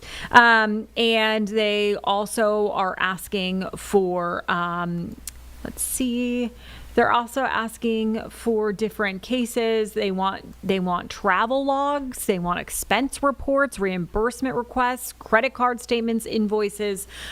So they are asking for a lot of things right now in this letter. We are going to have more information on this later today throughout our shows at 5 and 6. So keep it right here. And of course, we'll be sure to let you know if anything comes out of this letter. But for right now, we are going to go and head over to Seattle, where the Super Bowl champions are there, Seahawks. They are celebrating as they should. So looks like some reporters from our sister station are there, and they are having fun there too. So let's take a listen in. The other players on the other bus, Ariel.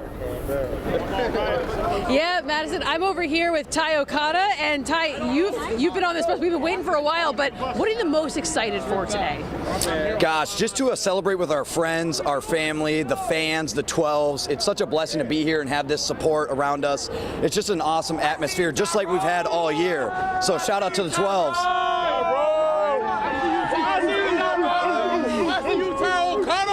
Obviously, he has a lot of support here from all of his other teammates, but you mentioned your family. You're here with your fiance, Anna, yes. And how proud are you of your fiance?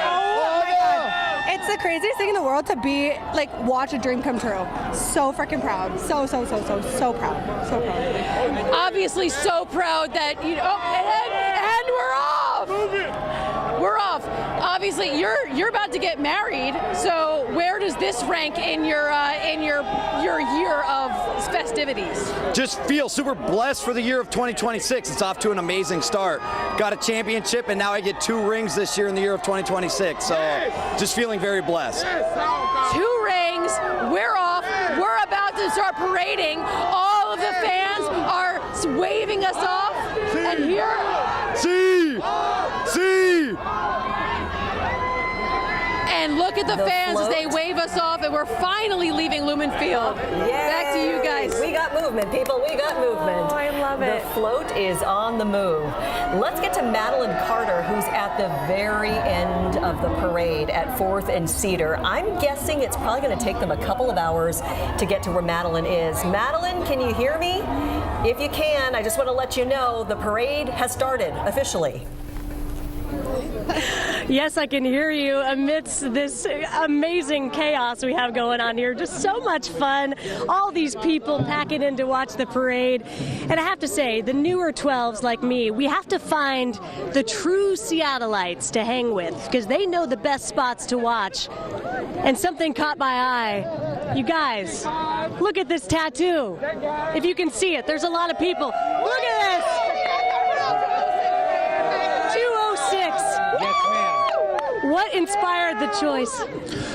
Just being a lifelong Seahawk fan from Seattle, so when I put the 206 on there, it sort of just represents everybody, you know what I mean? I wouldn't change it for anything, and I love it, and it's sort of an icebreaker because I get so many compliments on it, and people be like, "What's the 206 mean?" And I sort of get funny jokes or this, how much you weigh, just weird stuff like that. I think you weigh 206. I used to. I'm a little overweight right now. You know what I mean? Holidays still long lasting, but I represent the people, and it's special. And today's my birthday, so I get to celebrate with the Seahawks and everybody Wait, here. Hold on! It's his birthday. Today's my birthday. Thank you so much. Okay. Anna, you are his lovely wife. This is Mike, by the way. Anna, what's it like to have the Super Bowl victory parade? I mean, what a birthday present for your husband. It's the best birthday present he could have asked for. Oh, what made you tear up? That's so sweet. Oh, tell me your story. This obviously means so much to you. As much as he loves the Seahawks, and his ride with them from day one, and never gave up. Never give up. Never gave up, man. I'm rocking here for one. All is one. One is all. 12 is one. Listen, to celebrate this with 1 million people on my birthday, there's no better birthday present. Let's go. Let's go. Let's go, baby. I can't wait. Thank you. This is so beautiful. Happy birthday to you. Happy birthday, dear Mom. Happy birthday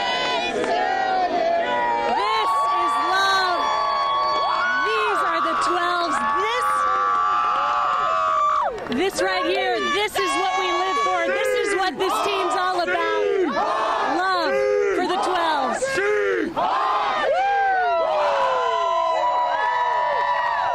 Happy birthday. This just absolutely made my day. Your joy, thank you for wearing it on your sleeve. This is what it means to be a Seahawks fan. Go King 5. You're the best in the business, baby. Let's go. The King. Long live the King. And now he gave me an early birthday present. Mine's in March. Thank you. I appreciate it. You guys just made my whole day. Nice to meet you. This is the 12's love right here.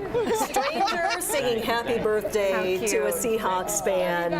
That's the epitome of a victory celebration for the Super Bowl champs. Yeah. And we're looking at the parade that is finally underway. I know a lot of fans are waiting and they're wondering, okay, when are they going to come by? When are they going to come by? Hey, the vehicles are on the move. That's the good news. There's John Schneider just passing by, and that vehicle right there.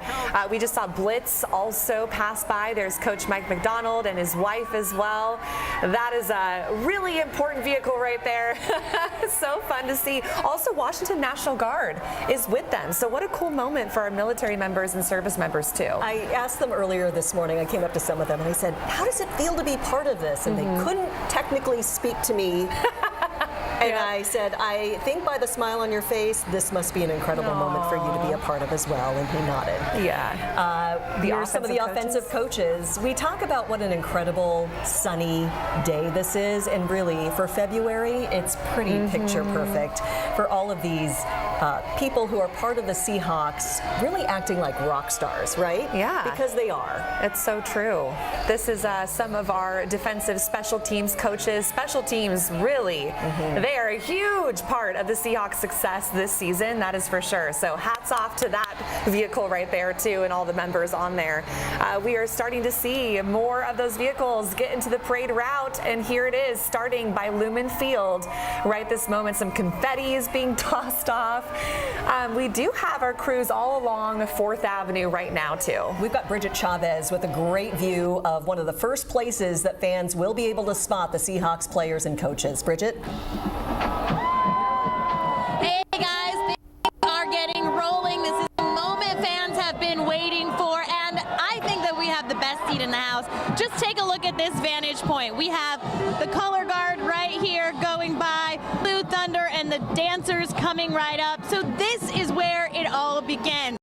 12s have been waiting out here for hours on end. We spoke with someone earlier who even camped out here starting at 9 o'clock. She's been making everyone in this area ramen to keep warm. Just a testament to how dedicated these fans are. And as all of us have been talking about this moment, just bringing the city together. Let's listen to Blue Thunder right now.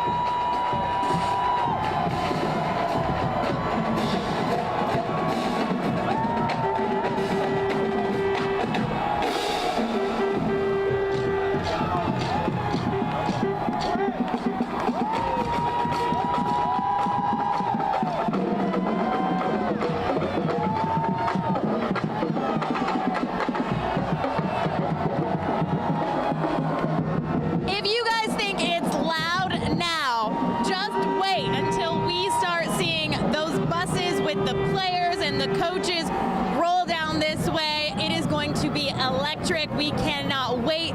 These folks have been out here all day, and again, they're just ready to go in anticipation. Let's see if we can hear it. Can we get a Go Hawks?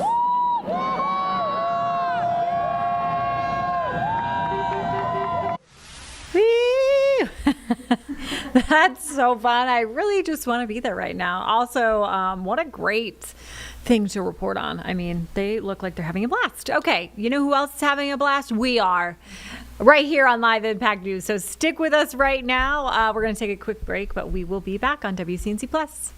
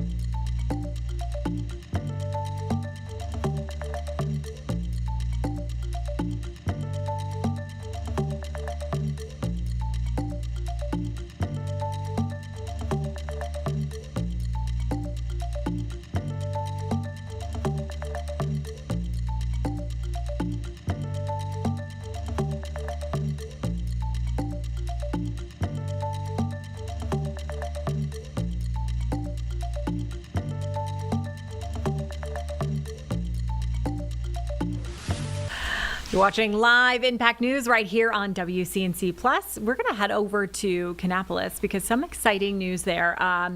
Corinne Cannon, who was actually the grandmother of Nick Cannon, who you probably know from, well, I know from All That, but I'm old, so that's how I know him. What's Wild and Out? That's the show that America's he's on. Got Talent, right? America's Got Talent. Okay, see, lots of shows. She is actually getting a bridge named after her on MLK Boulevard in Kannapolis, and that is because she's the first African American hired at Cannon Mills, done lots for the community. So let's take a listen in. When you ask staff to actually begin the process for renaming the bridge that crosses Cannon Boulevard, Highway 29, it'll be the new bridge on Martin Luther King Avenue. The bridge that was determined previously by City Council was the example you see there in the picture. For clarification on comments made earlier, though, the bridge itself, it would be a memorial bridge. Martin Luther King Avenue, the name will still stay intact there, but there would be a memorial bridge and it would be named for Ms. Cannon's sake there. So you have in your packet the resolution requesting consideration of naming this to the Corrine L. Cannon Bridge.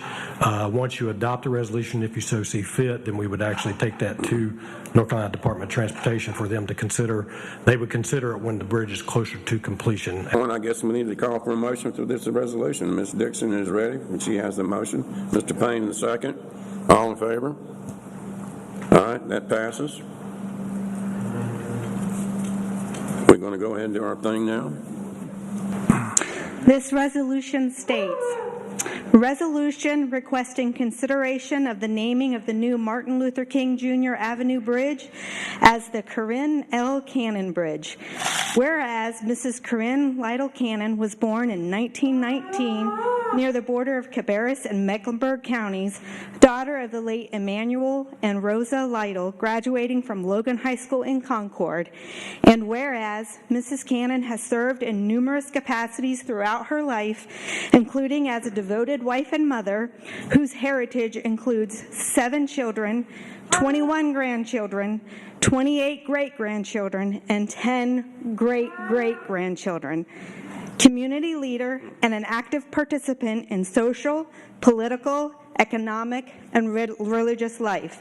And whereas Mrs. Cannon is an active member and a great supporter and member of the Presbyterian Church, becoming a charter member of Covenant United Presbyterian Church in Kannapolis in 1958, and whereas Mrs. Cannon has served in various roles for the Presbytery, culminating in her role as a delegate to the Presbyterian Women's National Meeting at Purdue University, and whereas Mrs. Cannon's professional life has been equally diverse, starting as a salesperson in her youth and continuing until this day, including numerous awards through these services, and whereas Mrs. Cannon made history as the first African-American woman employed in the production process at Cannon Mills in 1963, where her trailblazing achievement opened doors for thousands of women of color in the textile industry. As Mrs. Cannon has also been deeply engaged in civic and political life, becoming associated with the NAACP 95 years ago, serving as a member of the Kannapolis Historical Club, and becoming a charter member and former president of the Fishertown Princeton Park Community Organization. And whereas the City of Kannapolis would like to continue to honor Mrs. Cannon well into the future, and now therefore be it resolved that the City Council of Kannapolis, North Carolina, requests that the North Carolina Department of Transportation consider naming the new Martin Luther King Jr. Avenue Bridge as the Corinne L. Cannon Bridge, adopted this 9th day of February 2026.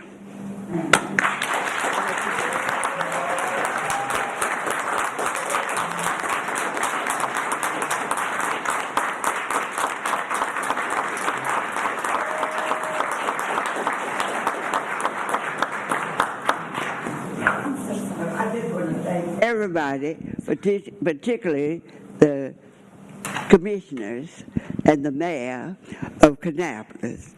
I have been here for a long time. I guess you would think about that, wouldn't you? but I have come over those bridges. I've been walking over those bridges many years. I remember I was reading an article recently in 1884. There was an engineer who was very much worried and upset about not having a bridge over the Niagara Falls in New York. And he wondered how it was going to do, but he started by little things.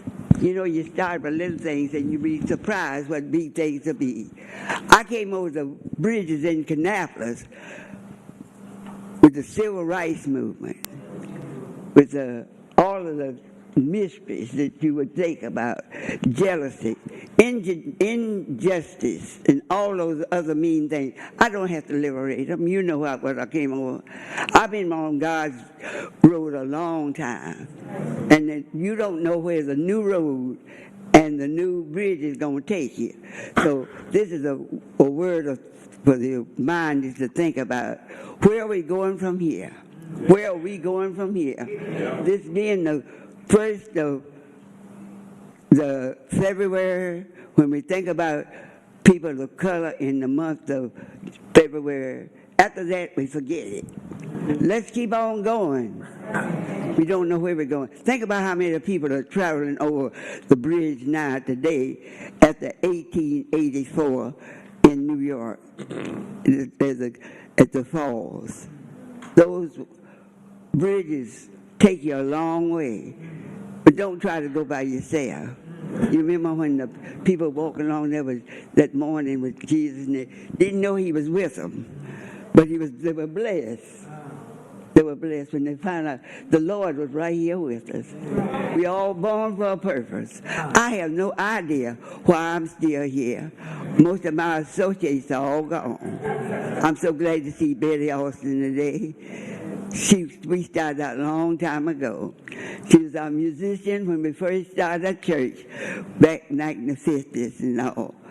And she's here today. It would take me more than a minute, more than an hour to say thank you.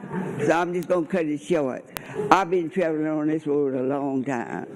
I've been traveling on the road a long time. If you want to know the story, come visit me sometime at the landing of Cabarrus. At the landing of Cabarrus. It's just up the road there a piece. I'd love to see you there. So I thank you. I thank you, Mayor. I thank you. I was with the first mayor. I was at the meeting we had the first mayor of Kannapolis. I was with him after he passed. Yeah. I've been in Kannapolis now. I married on Saturday night, Saturday evening, and came over here 1930. When was it? About 80-some years ago. I've been in the area, and I'm going to be included in Kannapolis. That's another thing I'm proud about. So y'all, when you get ready to vote, think about me. I will. Thank you. Thank you.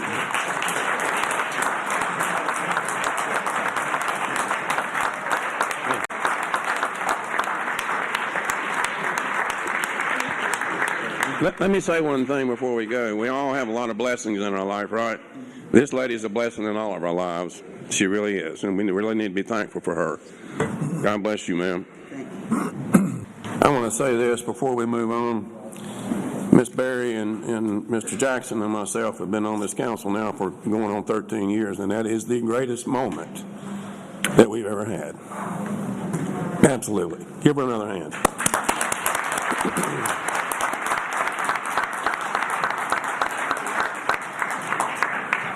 That's fantastic. Well, we do have some breaking news for you right now. James Vanderbeek, he is known for his acting in television, known for Dawson's Creek.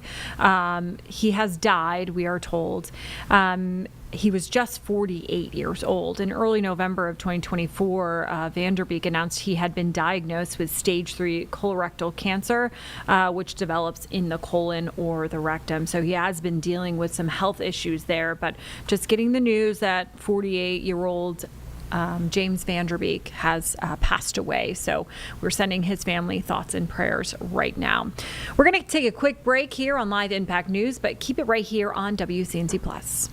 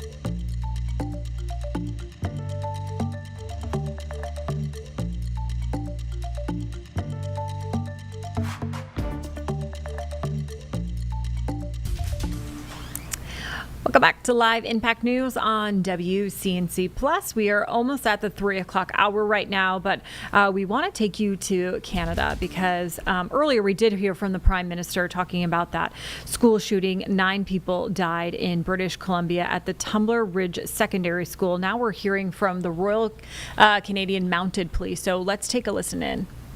Well, most of the what I would call injured individuals or people that were assessed for injury were released right in Tumbler Ridge shortly after receiving triage and or treatment.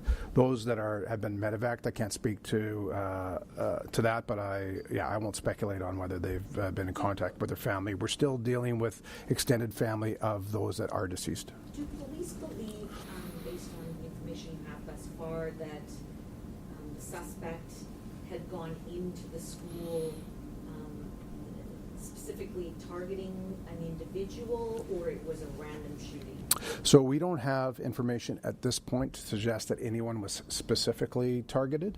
I will say that as we continue in the investigation, there is further evidence to gather from the school with respect to video surveillance and that of our officers as well. What can we expect with the victim IDs? Will the RCMP be naming them, and what status are you at with family notification?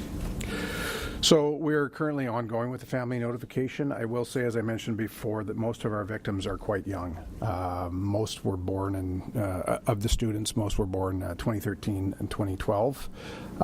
So as you can imagine, for family members, extended family members, friends of the family, etc., this is incredibly traumatic. And so we will deal with and work with the families and cooperate with them in terms of the release of the identities of the victims, photographs, and the like. I know we need to approach this with a trauma-informed practice. We don't want to create additional trauma for families that are dealing with probably the worst circumstances of their lives. So some victims may not be named officially, or that will be up to the families? That will be up to the families as they are minors. In terms of the 25 people who were injured, how many of them sustained gunshot wounds? So of the 25 surviving individuals, the 2 that are currently airlifted, the majority of the rest, there were not gunshot injuries.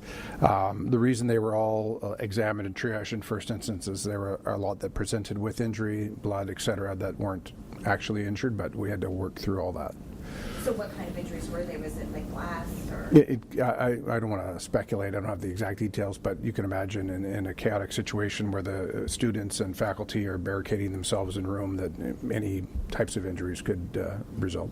Were there any, you mentioned that there weren't any recent, no recent involvement with police and the suspect, but were there any calls, concerns by anyone in the public to police about the suspect in recent days, weeks, months?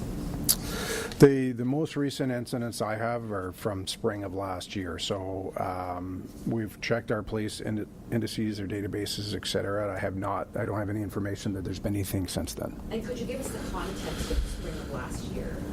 Similar to what I said before, the concerns regarding mental health, self-harm, those types of concerns. Okay, we'll take 2 final questions. Just to clarify the question on the injured. So was it 27 injured in total and 2 airlifted, 25, or was it? So I don't mean to smile, but to clarify that, I'm going to say I'm not entirely certain, because we have injured from gunshot wounds, we have deceased, and then we have those that were triaged at scene. I'm going to say that the 25 that were triaged at scene are separate from those that were airlifted and those that are deceased. Sir, we just have one other question here regarding the victims. The ones that were airlifted, do we have any updates on their status at this point? Critical but stable. Thank you, sir. Thank you, everyone. Sorry, I'm just going to need to steal this. We're going to take a quick break, but keep it right here on Live Impact News on WCNC Plus.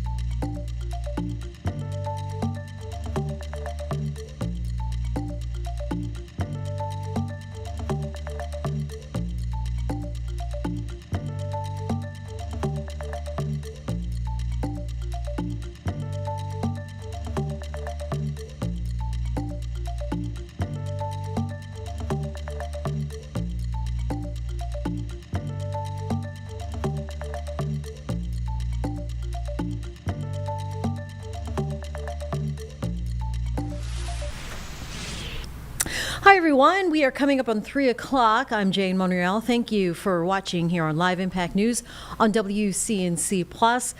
Attorney General Pam Bondi has been testifying in front of the House committee since 10 o'clock this morning. Let's go back to that now here on Live Impact News on WCNC+.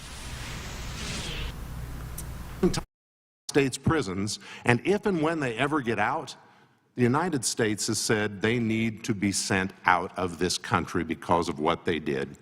There's a list, you're holding up photos, General, there's a list on the Department of Homeland Security's website. It has about 280, 290 people like that in my state of Kansas. And you know what? We haven't made headlines like Minneapolis. We haven't made headlines like Memphis. We haven't made headlines like Los Angeles. And you know why? Because our cops are professionals and our politicians, by law, allow them to do their job and to work with federal agents for safe handoffs in order to do everything that's supposed to be done, justice under state law, and the justice of deportation on the back end. So I want to do something that's been rare here today, General. I want to ask you about public policy. Donald Trump won't be president forever.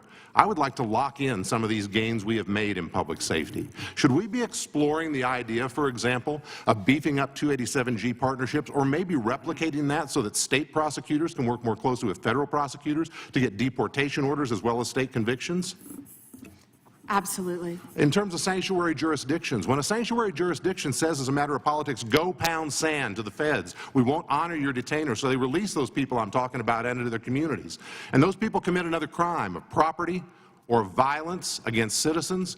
Should those citizens have some type of civil redress against the jurisdiction that as a matter of public policy turned those people loose who created the new victims? Yeah, and Congressman, it's risking the lives of all of the citizens of that jurisdiction. And you've been sued a lot, or the administration has, by folks who don't like your policies. Hundreds of times. You've won many of those. Yes. Isn't it the case that the law says under Rule 65 that when you win those and there's a wrongfully entered injunction that there's supposed to be a monetary remedy for that, so there's a cost? Yes. And didn't the President direct you and other agency heads to start seeking bonds in those cases? Yes. And should we beef up the law in that area by codifying that requirement going forward? I would love to discuss that with you. Thank you, General. Thank you for being here. Gentleman yields back. Well done. Some of the questions he raised, we plan on taking up in a markup in a couple weeks on the whole sanctuary jurisdiction issue. With that, I recognize the gentleman from Texas. Thank you, Mr. Chairman, and thank you, Madam Attorney General, for taking the time to speak with us. We certainly really appreciate it. I've got a series of questions for you that we can get through pretty quickly, I think. Can you tell me, is it true that the Biden-Harris DOJ raided President Trump's home? They did. Did the Biden-Harris DOJ allow Jack Smith to spy on over a dozen Republican members of Congress? Absolutely. Did the Biden-Harris DOJ seize the phone of a sitting Republican congressman? Yes. Did the Biden-Harris DOJ and Jack Smith pay at least $20,000 to confidential human sources to provide information on President Trump? At least. At least. Did the Biden-Harris DOJ and FBI fail to apprehend the suspect who placed pipe bombs near the Capitol ahead of January 6th? Yes. Did the Biden-Harris DOJ target parents as domestic terrorists? Absolutely. Did the Biden-Harris DOJ target pro-life Catholics, going so far as to interview a priest and a choir director? Yes. Did the Biden-Harris DOJ send FBI SWAT teams to arrest pro-life advocates? And you've been watching live Attorney General Pam Bondi talking to the Judiciary Committee hearing as she's been since 10 o'clock this morning. And at times, that meeting and testimony getting a bit spicy with the country's leaders and lawmakers. Right now, we want to switch gears and take it down to your local level here in the Charlotte area in Gaston County. There is a protest planned for later today focused on ICE, protesters on ICE in Gastonia. And our Anna King is in Gastonia covering this story for us today. Hi, Anna. What did you find out?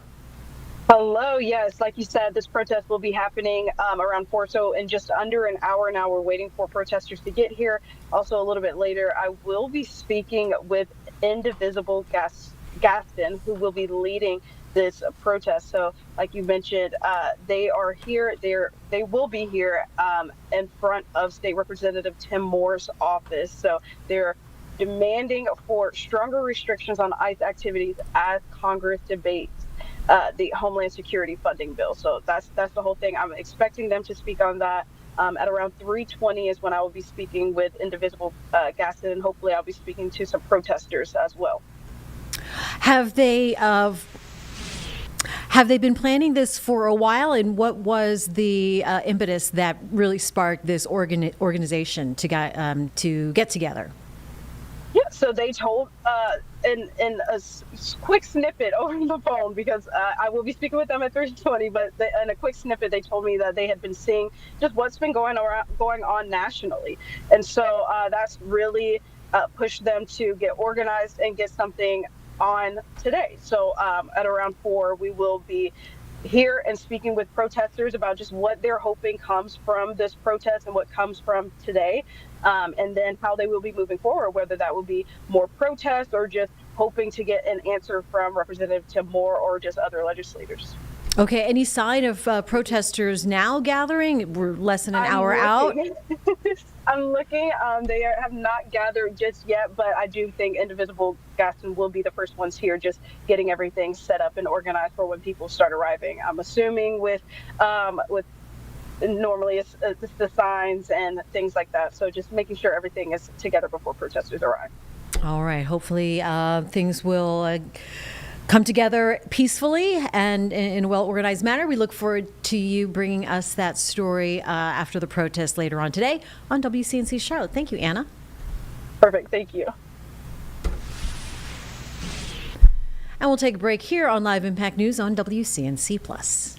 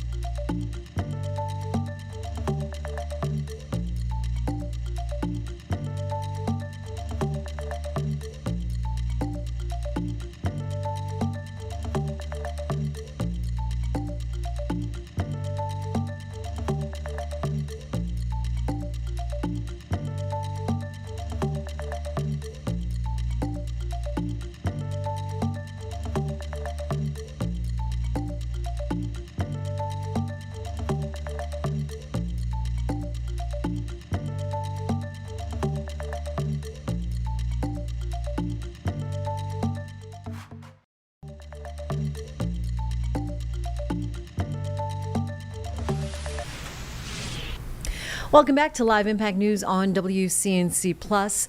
Right now, we talked to Anna, who is covering a ICE protest in Gastonia. And speaking of ICE, now we're going to go to New Jersey's just recently sworn in Governor, Mikey Sherrill. She is speaking at a press conference right now on ICE. Let's listen in on Live Impact News. It's also about public safety. When people are too scared to interact with our institutions, including state and local police, it hurts everyone. In New Jersey, we don't want sick people too afraid to seek care. We don't want kids afraid of going to school. We don't want witnesses afraid of reporting crimes. This is about our values as a nation and certainly as a state.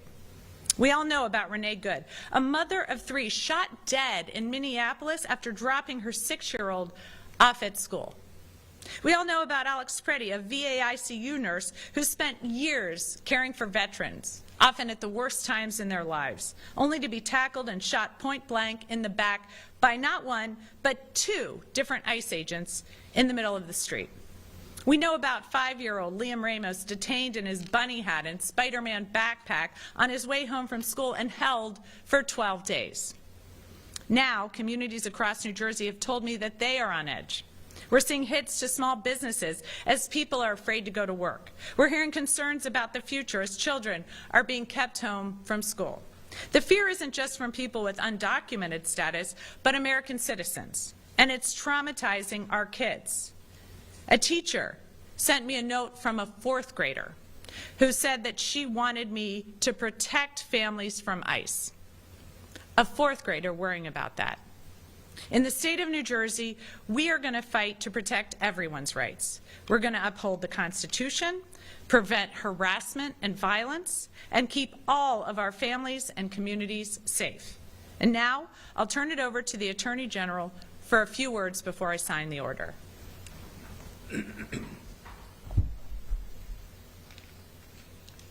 I am honored to stand with Governor Sherrill to announce the steps New Jersey is taking to protect our state's immigrant communities. As the proud granddaughter of a Brazilian immigrant and a proud New Jerseyan, I know that our immigrant communities are our strength. Immigrants are the backbone of our economy, our communities, our schools, and so much more. But the current administration in Washington does not care. Instead, they coordinate deliberate and destabilizing attacks on immigrant communities every single day. And as we've seen, American citizens are not safe from these attacks. I've had a long career working alongside law enforcement, and I've had the opportunity to work with many honorable people who serve in law enforcement, people who wake up every day dedicated to doing the right thing. But when law enforcement officers, including federal agents, violate our laws, they violate the trust the community places in law enforcement as a whole. And as we've seen, the tactics do not make our communities any safer. That's why I'm grateful for Governor Sherrill's leadership in standing up for our immigrant communities. The executive order the governor is signing today will ensure that ICE cannot use state property as a staging ground for its immigration enforcement operations. It also ensures that state workers and residents accessing services know that we will not consent to immigration officers entering non-public areas of that property. Our office will work together with the governor to ensure that state agencies in New Jersey understand that an administrative warrant alone is not enough to allow ICE to conduct searches or arrests on state property. These protections are critical to ensuring that every New Jerseyan feels comfortable accessing state services and ensuring that state employees can come to work knowing that the state will do everything it can to ensure that civil immigration raids do not happen on state property. As the governor just said, we're also launching an online portal so the public has a place to tell us directly about their experiences with federal civil immigration enforcement who they may believe violates the law. We recognize the urgency of this moment, and the portal has been carefully designed using plain language and easy to follow steps so that it's easy to use while ensuring your anonymity and privacy are protected. While we cannot guarantee any particular action by our office in response to reports on the portal, we will review every report with care and, as we do in every case, analyze the facts and the law. Your firsthand reports will help us identify trends in ICE enforcement tactics, allowing us to shape our state's legal strategy. I do want to emphasize again, safety comes first. We're not encouraging anyone to interfere with ongoing law enforcement operations. Do not put your safety, the safety of others, or the safety of law enforcement in jeopardy. But if you can document an incident from a safe distance, we're grateful for your help. And also, please be sure to protect your own safety by not uploading any confidential or sensitive information to the portal. The actions Governor Sherrill is announcing today are just the latest step we have taken here in New Jersey to lead the fight to protect our immigrant communities from unlawful attacks on out of Washington. I am so proud that New Jersey is leading the fight in court against the President's unconstitutional executive order seeking to end birthright citizenship. I am so proud that New Jersey is continuing to fight for our dreamers, leading a court challenge that has preserved DACA across most of the country. And I am so proud of our Immigrant Trust Directive, which continues to be a critical public safety tool that keeps our state and our immigrant communities safe. As our state's chief law enforcement officer, I can promise you this much. When Washington attacks our constitutional rights, when Washington violates the law, when Washington makes our communities less safe, Governor Sherrill and I will protect and defend the people of New Jersey every single time. Thank you.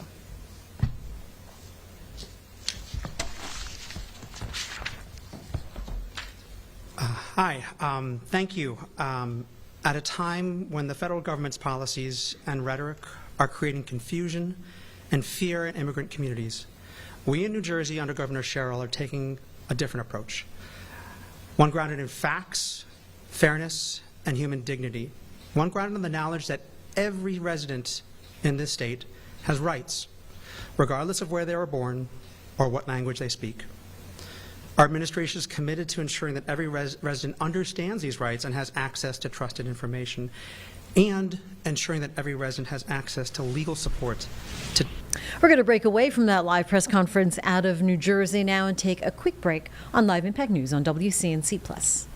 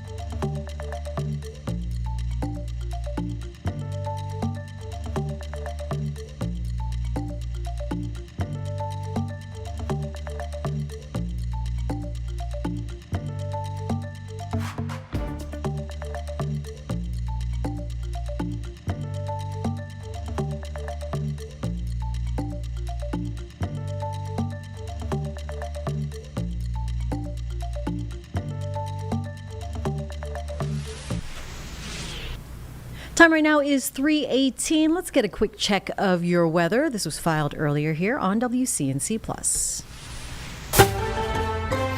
It was such a warm start to our Wednesday morning, wasn't it? Did you notice as you were heading out the door? Maybe you didn't need to grab that big heavy jacket. I mean, look at those temperatures we woke up to. 59 degrees here in the Queen City. Our average high temperature for this time of the year, it's 56, so it was even warmer than that. This morning we also woke up to a few passing showers, a cloudy start to the morning, but now that we're heading into the afternoon, I'm calling for gradually clearing conditions. A little sunshine to look forward to. Later in the day with very mild temperatures. Again, not quite as warm as yesterday, but still no complaining with mid to upper 60s. Tomorrow will be mild, a little cooler, and then this weekend, don't forget, it is our Valentine's weekend. I think Saturday actually looks pretty nice. Sunday, though, make those indoor plans. It is going to be a washout. Starting to see some sunshine peeking through out there in Lake Norman, and that's going to be the name of the game as we head towards the later half of the day. Yesterday, an impressive 73 degrees. I hope you soaked that up. It was so nice. It felt so good. It was gorgeous outside.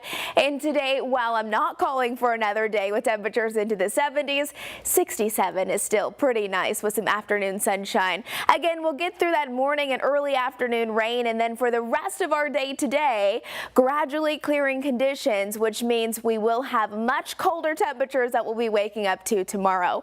Rain chances are continuing to fall throughout the rest of our Wednesday. I don't think we'll have much to be too worried about. In the mountains, you had rain this morning, but now starting to gradually clear out. 48 degrees there for your high in Boone. Once we're looking across the foothills, 62 in Hickory, 63 for our friends out there in Morganton, 67 from Gastonia to Charlotte, and 66 out there in Concord. From Rock Hill to Lancaster, you did have some light scattered showers, but again this afternoon, a high of 68 degrees. And look what happens. Our futurecast, as we fast forward through that 4 o'clock hour, maybe the time that you're picking up those kids from after school sports activities, or maybe you're driving home from work around this time, this is when it's going to be beautiful and again still holding on to above average temperatures. Now tomorrow, waking up, there's 6 o'clock in the morning. Tomorrow it is not going to be around 60 degrees heading out the door. Today was just abnormally warm, so grab that jacket.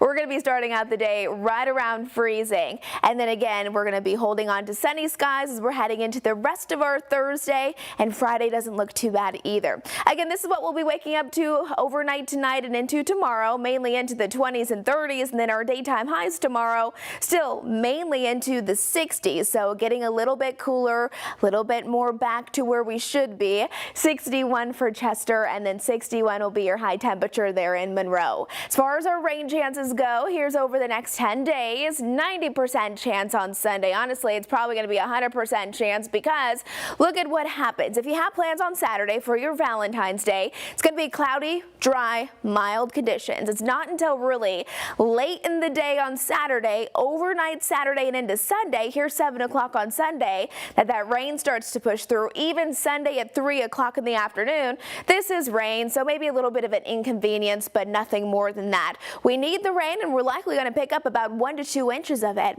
Again, for tomorrow, a high of 60 degrees, very seasonal conditions on Friday, and then Saturday still not too bad as we're kicking off our weekend. Here's a Jerry Hunt Supercenter 7-day forecast. Get outside and soak up this nice weather ahead. Yes, it is going to be a rainy one on Sunday, but then next week our temperatures continue to turn back up with a return of mid-60s by Tuesday. Have a great day. Time right now is 3:22 here on Live Impact News on WCNC Plus. As many of you know, there was a House Oversight Committee hearing Monday at our state's Capitol where Sheriff Gary McFadden appeared and testified. Since then, Representative Brendan Jones has posted to his X account in part saying, due to Sheriff McFadden's, he called it laughable testimony and deflections, our follow-up demand letter has been sent. And then he sends this screenshot of a 3-page request of the demands he's making for the sheriff to comply with and request. So we wanted to get him on the phone. We have Sheriff McFadden on the phone right now. Sheriff, thanks for joining us here. Such short notice. There's just going to be a phoner with you at this time. But tell me, after seeing this, and I know you just saw the document here from Representative's office, your initial response. Well, I respect their response, and I hope you can hear me clearly. Yes, yeah, we can. So what initially happened is that when we went to the oversight hearing, we were bombarded daily, even up to 4 o'clock previously, about requests.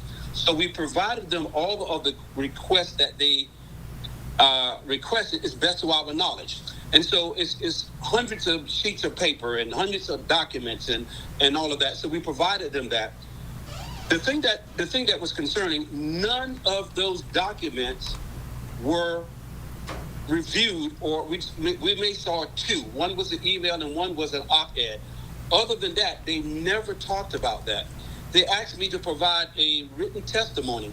I provided that and was never given a chance even to say that. It was an extremely hostile environment, and everybody's taking the 30 seconds that I said, the three branches, and I thought they were leading to. What branch do you lead to, county or city? Because the city is sitting behind me, so we'll move away from that. But the issue that they had was that because of the previously pending petition to remove me from office, that was dismissed by a judge, but the district attorney continued to say that we will have an investigation. So that is an open and active investigation. So I can't speak to anything on that open, active investigation, which was extremely broad by the people who brought it against me, including Representative Carla Cunningham. Now, so what it was missed for me to understand that Representative Carla Cunningham is part of that committee. So to be able to ask me questions about something that she and others brought against me, we thought it was not ethical, professional, or even right. So what we were doing was waiting for the SBI investigation, and we would answer the questions during the investigation. But simply having a complainant asking, someone else that you're saying that is under investigation about your investigation was unethical. So I had to avoid answering those questions and told them we could not answer questions pertaining to the petition, which is now under SBI investigation. Also, because part of that petition references to litigations of wrongful deaths, processing procedures and policies dealing with the detention center. So simply, pigeonhole me to answer these questions is unethical and should be, not legal, because they know that there is a legal part of it and a pending investigation. So it's very hostile from the very second. So you have to imagine for 2 hours, I'm answering questions, but we only understand 30 seconds. But the new request is a multitude of things that we have to have in a couple of days or weeks, and we will continue to provide them with what they're asking for. We don't have anything to hide. Sure, we can take things and make it seem something that it's not, just as they did with this 30-second clip of me saying judicial. Because you're asking me what government you're under. I'm thinking city, county, and I'm the county and they're the city. And, we all seen how it was played on the social media. So you take 30 seconds and turn it into something like we have it now. So how off guard were you were caught? Do you feel like you were just ambushed? No, this is what I'm going to say. It was the public lynching of a black sheriff. I hate to say that. I had people call me that said it was a public lynching. We're going to repay you for everything that you caused us to do. When we talk about House Bill 10, House Bill 318, you think about this. This meeting was called because of the stabbing of this young lady. Never was there a question about the stabbing of this young lady. Never a question about what we're doing to make the city and county safe inside the boundaries of the city and county. And so what it did, it was an unbelievable oversight. And what people have to understand, if they view the entire video or the entire hearing, you can see it. And it wasn't, and it shouldn't be like that. And I said, we don't want to be the great state of Mecklenburg. We just want to be a part of North Carolina. We can work together. But what I think aggravated them more than anything else is pretty much they clearly are saying, because you made us work because of House Bill 10 and House Bill 318, now we're going to punish you because you made us work. And I simply said this: when you're creating these bills, it would be a great idea to talk to the sheriffs that who will be dealing with this. I could simply tell you that when you created House Bill 10, there were missteps that you probably didn't think about. And then you can still create the bill the way that you want to, but I'm going to bring this to your attention. This is how we're supposed to work.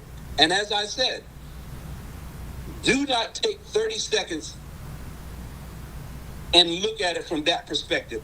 Look at it from the perspective of the entire 2 hours of being bombarded with questions, belittled many times, talked to unprofessionally, and I still stood my ground. But they did not like that.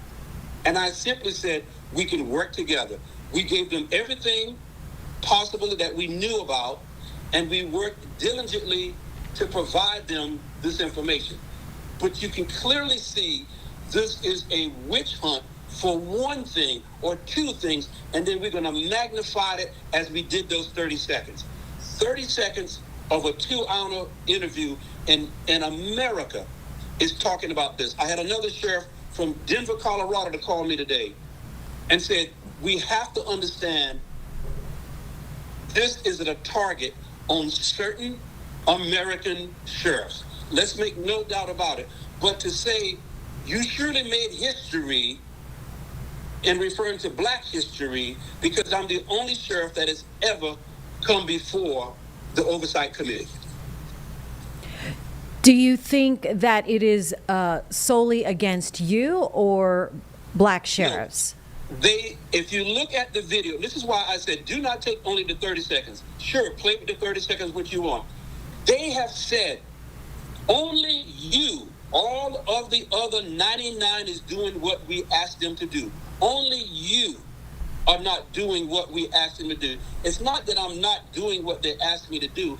I'm simply bringing things to their attention that is ordinarily not brought to to a committee and the representatives' attention. So I'm bringing things to their attention that they don't like. And so is it solely against me? Look at the entire video and judge for yourself. They keep saying all 99 others except you. But you have to refer back to a meeting that certain representatives had with some people in Lexington, North Carolina, several years ago. And they said this: we will have to make them do what we asked them to do. So as a duly elected constitutional sheriff, I have to stand my ground. And I have to do what my people elect me to. They didn't like the sense of me saying, you could probably never be elected in Mecklenburg County, and I never probably be elected in your county, because our views are different. All of that should have not been done at this hearing. What should have been done at this hearing is talking about a young lady who was stabbed by a mentally challenged young man. And that's why we thought that we were there, but it seemed to be only to bamboozle us, get away that Sheriff McFadden will come here, and we will treat everybody with respect except him. And as I say, look at the entire video of the hearing, and you will see it. This was focusing on Sheriff Gary McFadden. All right, and Sheriff, there are about 10 items on Representative's list of demands from you. So what are you doing after seeing this? What is your response to seeing the list of demands? Oh, sure. My staff, just as we did the first time, my staff came together. You know, it takes a lot of manpower. And then we're going to pull our manpower back together again, as we did. Already had a 1 o'clock meeting today. Particular people have an assignment from bringing that to from your division, and we're going to compile it the best that we can and present it back to them. Will we be perfect? As we said, we don't know, because you may know something that we don't know, and maybe miss one. If you look at it, it is extremely broad. And will we satisfy their appetite for that? We're going to do the best that we can and present the best that we can. Is there And we're willing to do that. Is there something planned then for a future date where you'll reconvene, in essence, to talk about the demand letter? We don't know anything. They have not told us that. They didn't even tell us.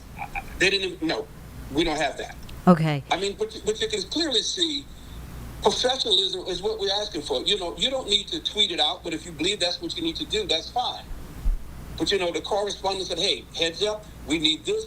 But what we're doing is sensationalizing this so we can get people riled up, which is very dangerous, because we've already got the death threats. We already got what people want to do to me. So we understand that. But what we're doing is creating a platform of violence because people believe that we're not doing certain things, and you feed it to those out into the wilderness and out into the world, and then we have people that take this personally, not understanding it. And this is what creates the lone wolf. This is what creates the Dalen Roofs. This is what creates people like this. Because we feed them and they don't have the sense to say, let us take a general look at it. We take 30 seconds and blast it across the United States. Well, let's do the whole video and look at that. The public lynching, the public display of a sheriff is on display. And that's what it looks like. I heard that many times a day. Sheriff Gary McFadden, Mecklenburg County, thank you for joining us. I know you're pressed for time this afternoon, getting ready for a couple of other afternoon meetings. Do appreciate the time and the follow-up. Thank you all so much. Appreciate it. All right. Talk soon. Thank you. And we'll be right back on Live Impact News on WCNC+.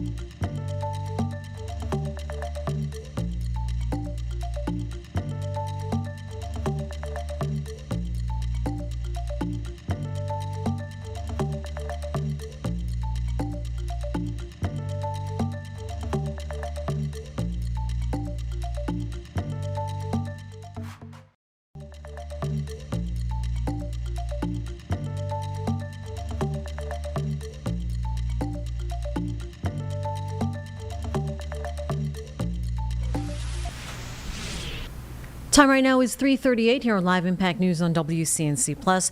I'm Jane Monreal. We thank you for joining us as we bring you what's happening live, not only around the Carolinas, but across the country and international if it is making headlines.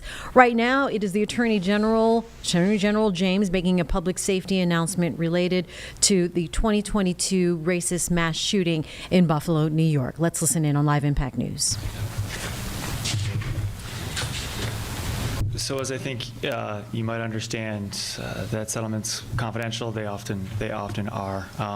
We exhausted all of the civil discovery process that's available to us under our laws, and reached a settlement that we feel is on the best terms, and we recommended that to our clients. It remains subject to approval by the Supreme Court, as is the case in any death case, but the exact terms are subject to a confidentiality agreement. But will the parents have to pay, and will the gun store remain open?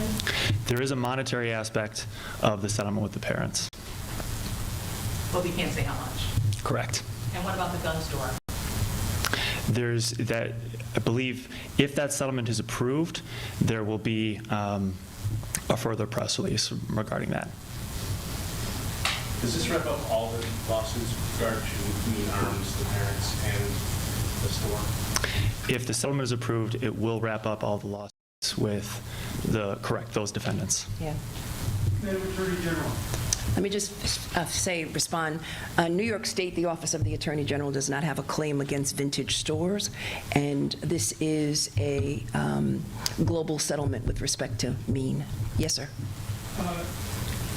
Besides tragic accidents, tragic incidents at 514. Yes. There's been a couple other incidents at the state cops. Yes. One last June, one this past Saturday.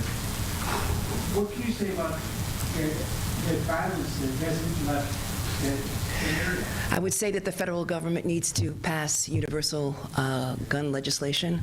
It's really critically important that we pass reforms going forward. And my message to everyone here in Buffalo and in the surrounding counties is that we need to stop the gun violence. We need to stop the violence. We need to love ourselves, and we need to recognize that we're harming one another. But the federal government should step up and address the fact that there are too many guns flowing from states with lax gun laws that end up in the hands of individuals. And hopefully one day we'll have a Congress that will respond to the cries from not only Democrats, Republicans, or independents, but from Americans in general. How discerning is it that at that particular house, violence goes? It's very discerning because that's a sacred space. Can you talk a little bit about the process of settling some of these cases rather than letting them linger out in the court? You know, it's mediation, it's negotiation, and oftentimes you have to weigh whether or not you should go to trial or whether or not you should settle. And in this particular case, we settled for the tune of $1.75 million that will go to those who've lost their lives, the family of those who've lost their lives, those who are injured, and those who've been traumatized as a result of this vicious and racist act. Last question. Attorney General, We'll take two more. Go ahead. Can you explain the global settlement aspect of this for people? I know that there were separate cases. Yeah. You know, is this one settlement? Is this three separate? Can you explain that? So it's one settlement, but it's the Office of the Attorney General and the private plaintiffs. They're covered. And has this also been settlement encouraged you to look at other manufacturers besides? So I'll turn to private. They have pending cases against other gun manufacturers.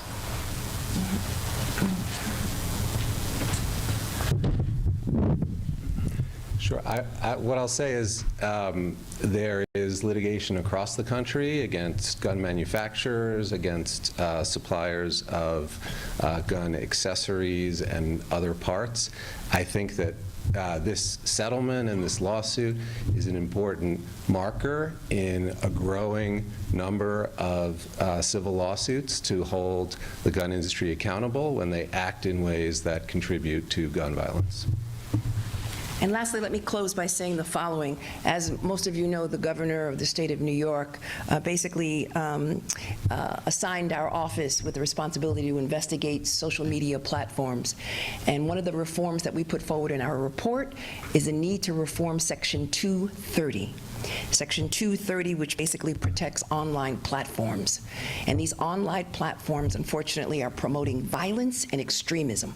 And if we're going to address this in this country, I would urge, again, the United States Congress, both sides of the aisle, to reform Section 230 so that we can hold some of these platforms accountable. But I am confident that my colleagues, private plaintiffs, will seek justice for these families, and I stand with them each and every day. I thank all of you for being here.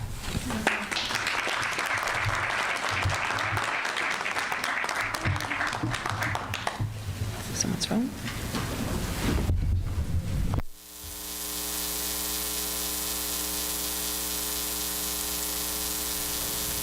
And you've been listening live now from New York. Attorney General holding a press conference on the mass shooting that happened at a grocery store back in 2022. We're going to take a quick break here on Live Impact News on WCNC Plus.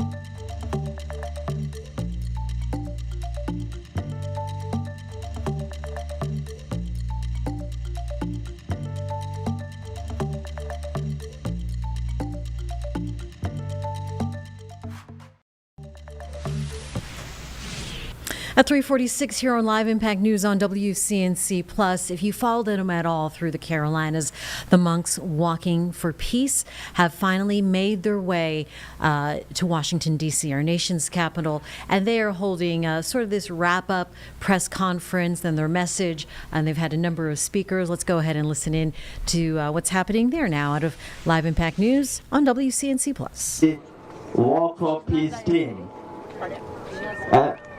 So here, I'm here bringing the gratitude, the blessings, the words of appreciation, not only from the fellow Canadians, and also from all sentient beings living around the world.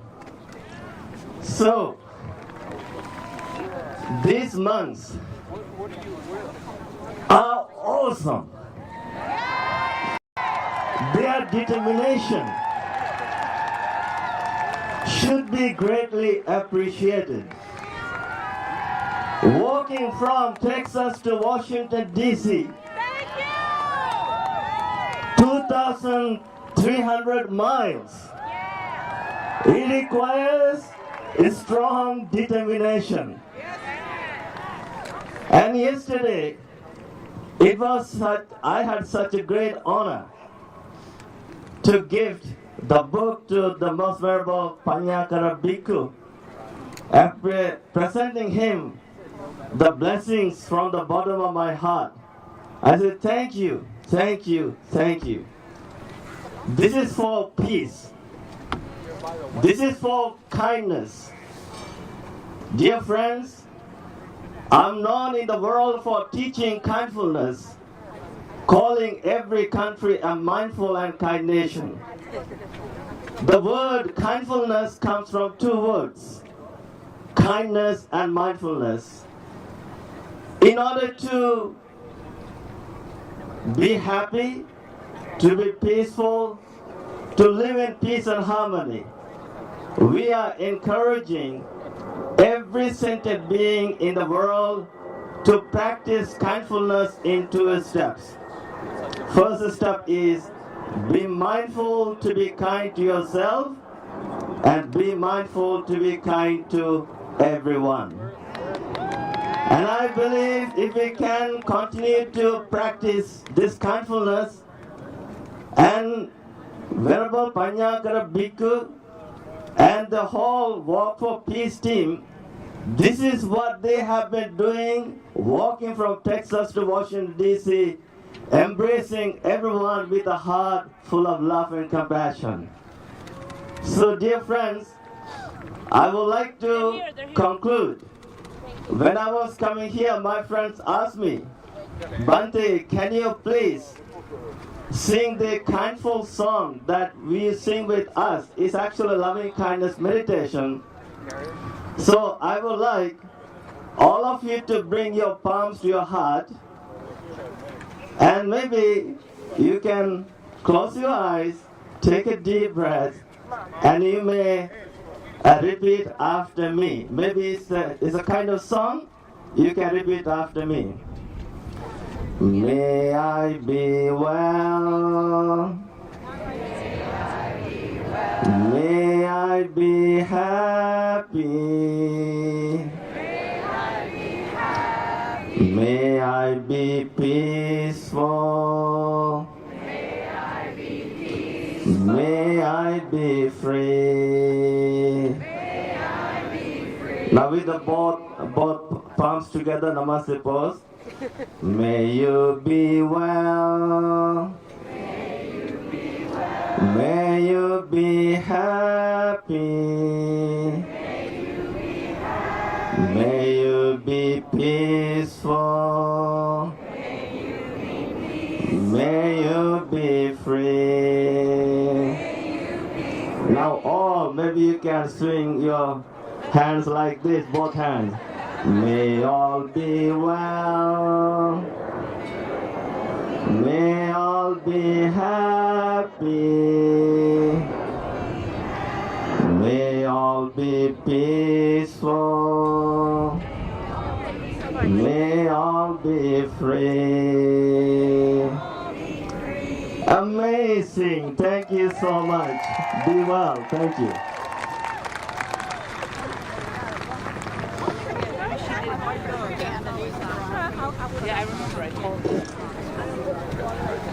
Thank you, Bhante, and thank you everyone for your involvement. Next, we would like to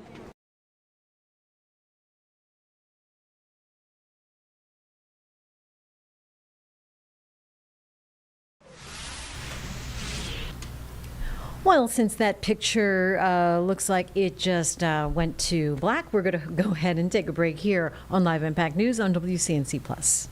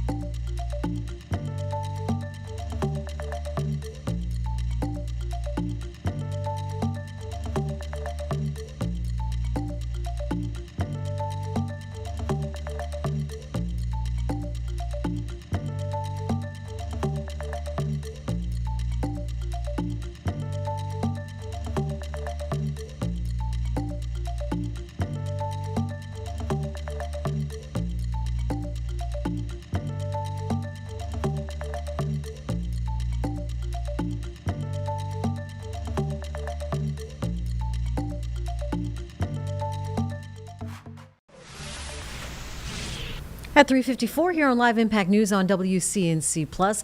Senate in session right now. Let's go to the Senate floor live in Washington, D.C. and listen in on Live Impact News on WCNC Plus. Unprecedented events that have happened in the last year and see them as part of an unprecedented ahistorical pattern. I agree with my colleagues. Long ago, in my mind, we crossed the red line. But think about it if the shoe was on the other foot. I want my Republican colleagues to think about what you would say if a Democratic president opened up a criminal investigation into the chairman of the Federal Reserve simply over a dispute over interest rate policy. What would my Republican colleagues say if a Democratic president deployed the National Guard against a Republican state like Texas or Louisiana? Would our Republican colleagues think it was a red line if Sean Hannity was taken down off the air by a Democratic president's FCC? What would Republicans say? Would it be a confrontation with American democracy if journalists were removed from a Democratic president's Pentagon because of their critical stories about the Democratic administration's policy? Would Republicans think there was a problem if universities were denied funding because they weren't hiring enough liberal left-wing professors? How about if a Democratic president confiscated ballots in one of your states so as to prove that Donald Trump didn't really win the election, that it was fraudulent? Or what if he indicted or attempted to indict two of your members, two Republicans, simply because they had raised their voices in objection to a Democratic president's policies? We all know the answer to every single one of those questions. If a Democratic president had done any of those things, you would be shutting down the United States Senate. You would be labeling each and every one of them as a potentially existential threat to our democracy, and you would use every lever available to you to try to confront that abuse of power. There is no equivalency argument. President Biden didn't do any of the things that I just listed. And yes, I know my Republican colleagues have objections about the way that he used the Department of Justice, objections about the things he said about Republicans, but never were Republican senators. All right, you've been listening to Senate floor action right now on Live Impact News. We are going to take a quick break right at 4 o'clock. We're going to speak to Mecklenburg County health officials because measles is on the rise with some exposure risks for you. So we're going to talk measles right at the top of the hour here on Live Impact News on WCNC Plus.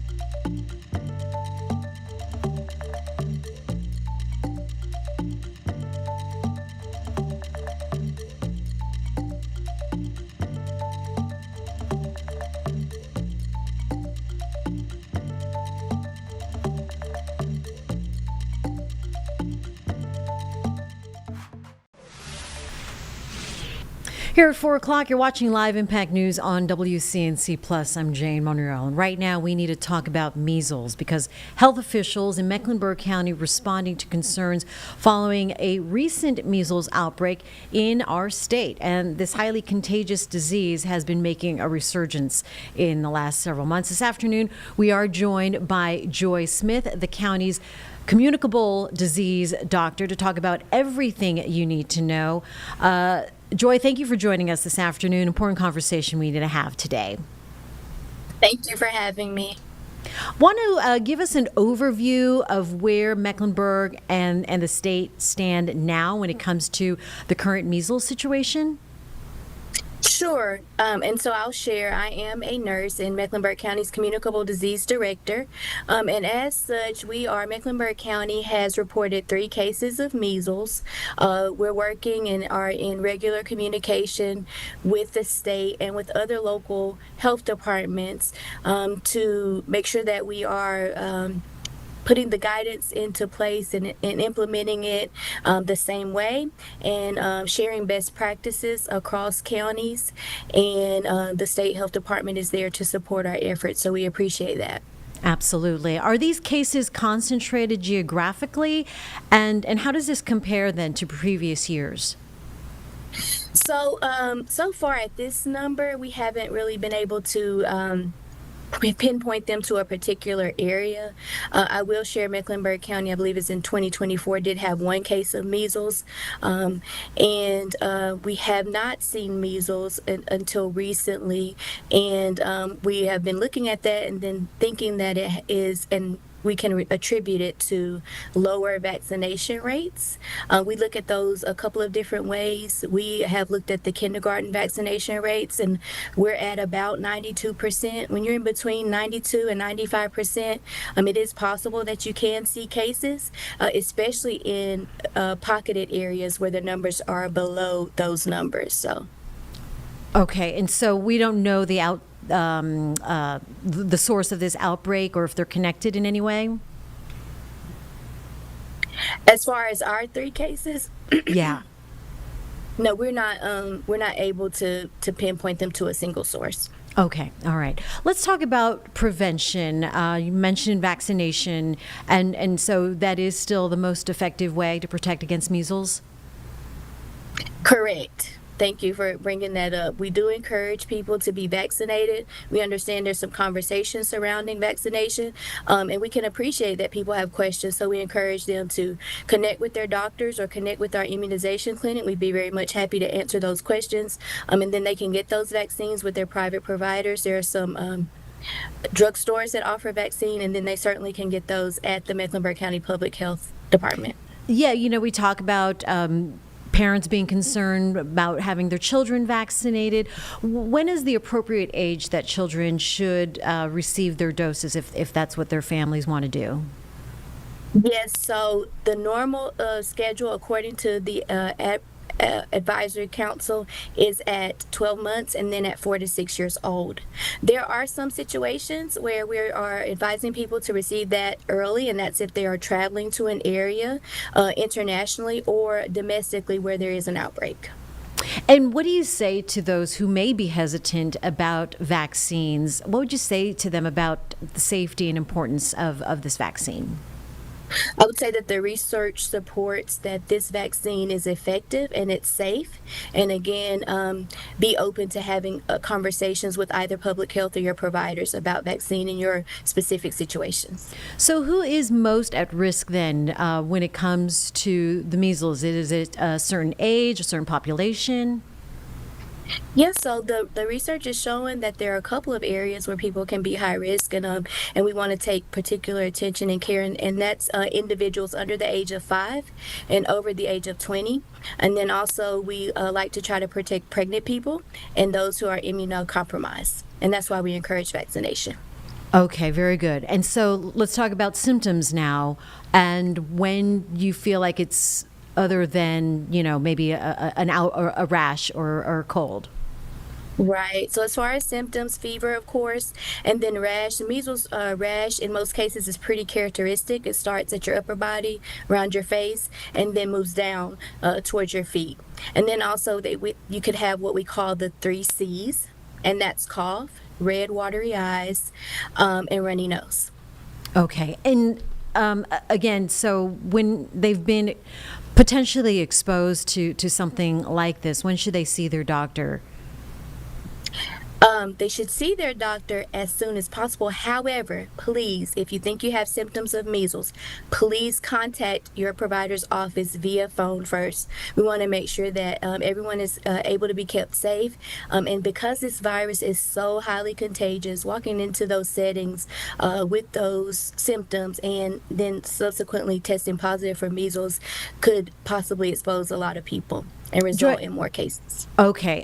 We have one of our reporters, Joy, talking about this story today. He asked if how many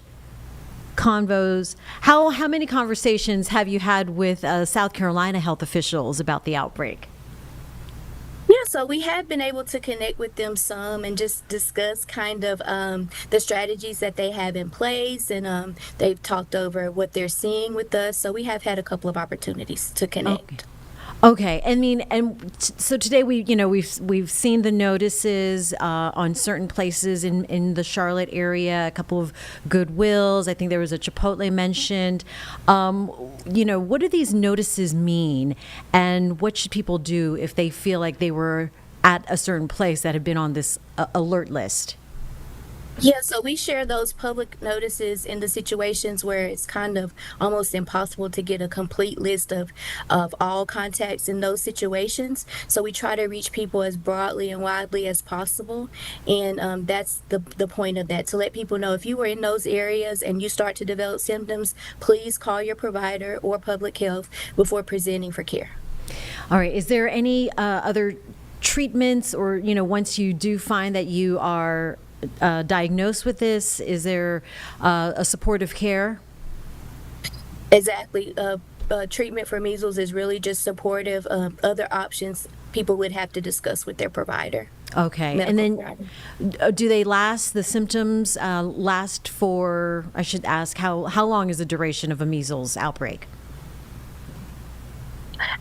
As far as an outbreak, that's just going to depend on the number of unvaccinated people and exposure settings and how closely people have been to spread the disease. What we found with our symptoms, people are not having long periods of illness in our areas, but we have seen in some other areas where people have had outcomes that were not so favorable. Encephalitis is also a possible outcome of measles, so that's why we want to make sure that we prevent cases as much as possible. All right, and then once you do find that you are diagnosed with measles, people are quarantining. How long should they isolate themselves from others? Right. So when we find out people have measles, they need to stay in isolation for a 4-day period from the time they develop rash. And isolation, I want to note this, is different from quarantine. We ask individuals who were exposed to a measles case to quarantine and kind of limit their exposure to congregate settings. Just in case that they did end up being positive, it reduces the risk or the number of exposures.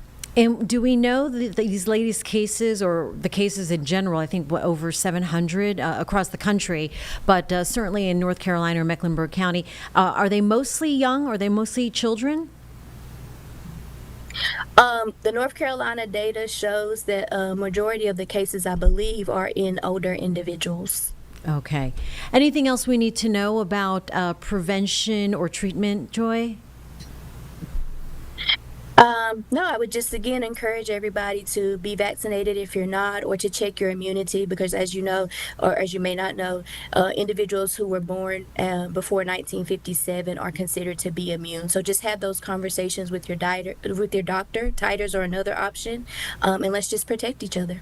Yeah, let's. All right, Joy Smith, appreciate your time. Communicable Disease Director for Mecklenburg County Health. Appreciate the conversation. Thank you. Thank you so much. And we'll be right back on Live Impact News on WCNC Plus.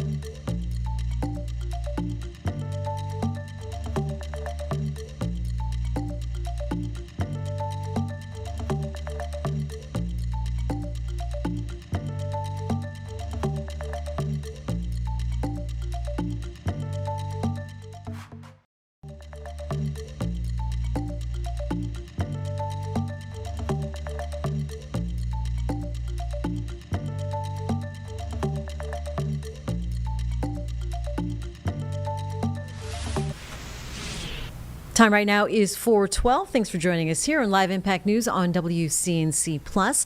We are awaiting the president. He is going to be at the Coal Champion event, scheduled to start around right around now. So when that happens, we will take that here on Live Impact News.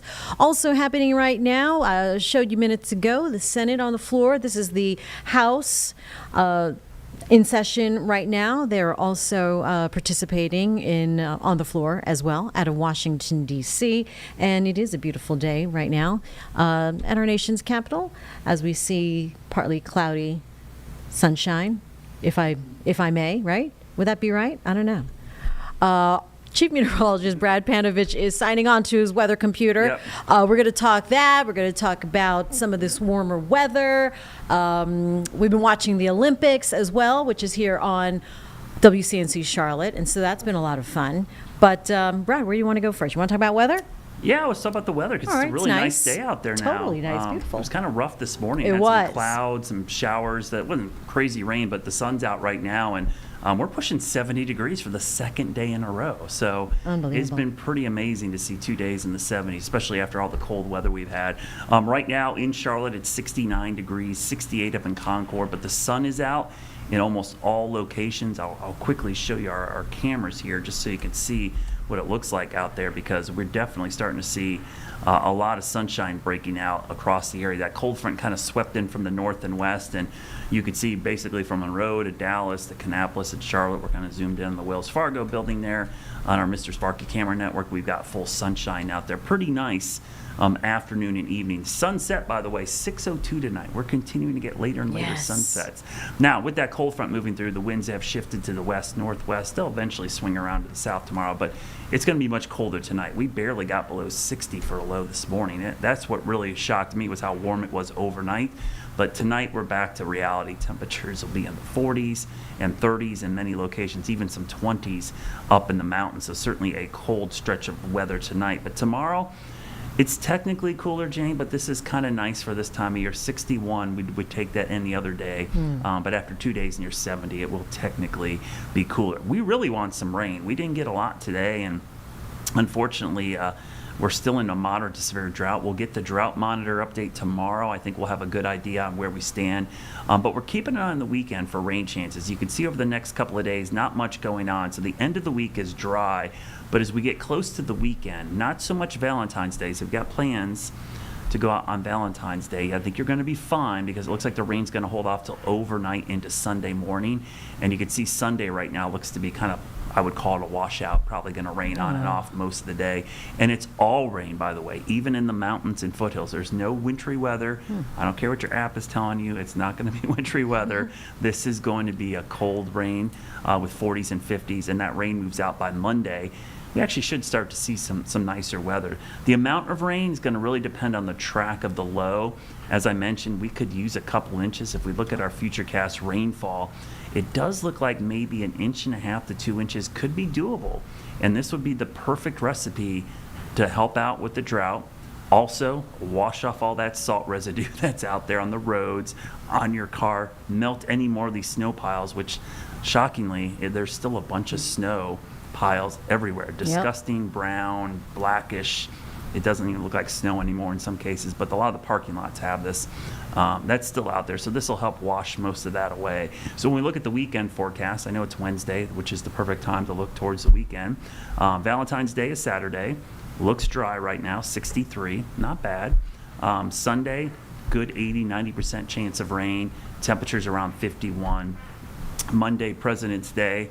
Will be a long weekend for some folks. Should be pretty nice as well. And I'll give you a sneak peek of our Jerry Hunt Supercenter 7-day forecast. And I think you'll like this, Jane. I do. 51 on Sunday is the coolest it gets. We're back in the 70s a week from today, and we'll go 10 days out. We might see mid-70s next Thursday, Friday. So this question I get all the time, are we done with the winter weather? We're not quite done. I mean, it's still early February. And I had to look back. Last February, we had 80 degrees twice early in the month. It was super warm. And guess what? By the 20th and 21st, we had snow. So not that I'm expecting it to happen again, but around here, you got to get to mid-March, really, before you can kind of completely write off the chance of wintry weather. And just because it's warm now doesn't mean we can't get cold. Remember, it was 79 on Christmas, and we had 70s on New Year's Day, and we ended up with 11 inches of snow at the end of January. So the current weather doesn't always dictate what the future weather is going to be. So we still got probably a good month of possible winter weather. I don't see any in the next 10 days, but if we can get to mid-March, like 17th, St. Patrick's Day is kind of like that magic number date for me I look at. Get there, about 90% of the time you're going to be safe from winter weather if you can get to that date.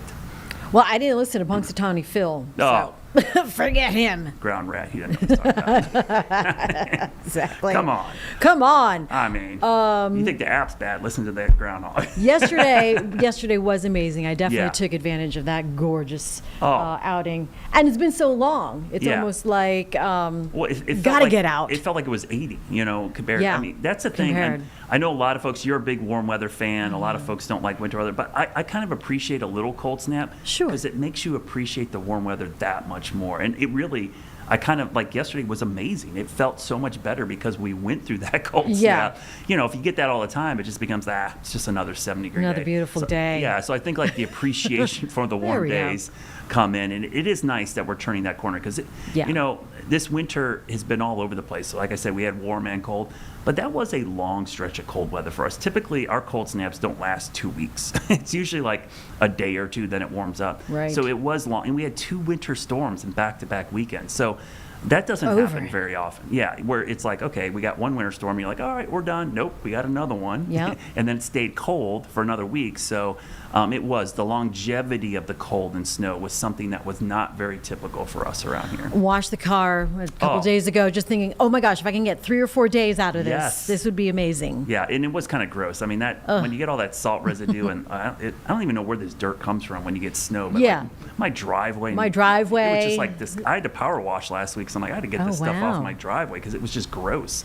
The car washes have been super busy. That's a good business to be in right now because for sure they need to make up for some lost time there past couple of weeks. Absolutely. It has been great though with this weather because staying inside, watching the Olympics, watching I've watched the so Super much Bowl. Olympics. Did you you have a favorite I love event? it all. I do too. My husband's obsessed every 4 years. I don't know what it is. I heard someone else talking about this today. It's so weird. There's events you've never watched in your life, but somehow you get invested in. Totally. It just always draws me in, even when you think, I'm not into this. And then you turn it on, you're like, I am just glued to this TV. I love flipping around. I love having Peacock and going to all the different having events. a quad box in there. Yes, the Gold Zone. Oh, my gosh. The Gold its own. Unbelievable. But I love it all. I love the stories because I think The stories are, what you know, makes me pay attention. it's amazing. It's like you think about this is not a full-time job for some of these people. It's like you don't go rich figure skating, right? No. But you're like really big name and have endorsements, or some of the curling. This is like a side job for Right. like. And so the fact that they're this well trained and they have other things they do, it is pretty amazing. It is amazing. Mixed curling is a big thing in my household right now. Curling is awesome. With Team Corey and Corey. Yes. And beating Italy with that last move.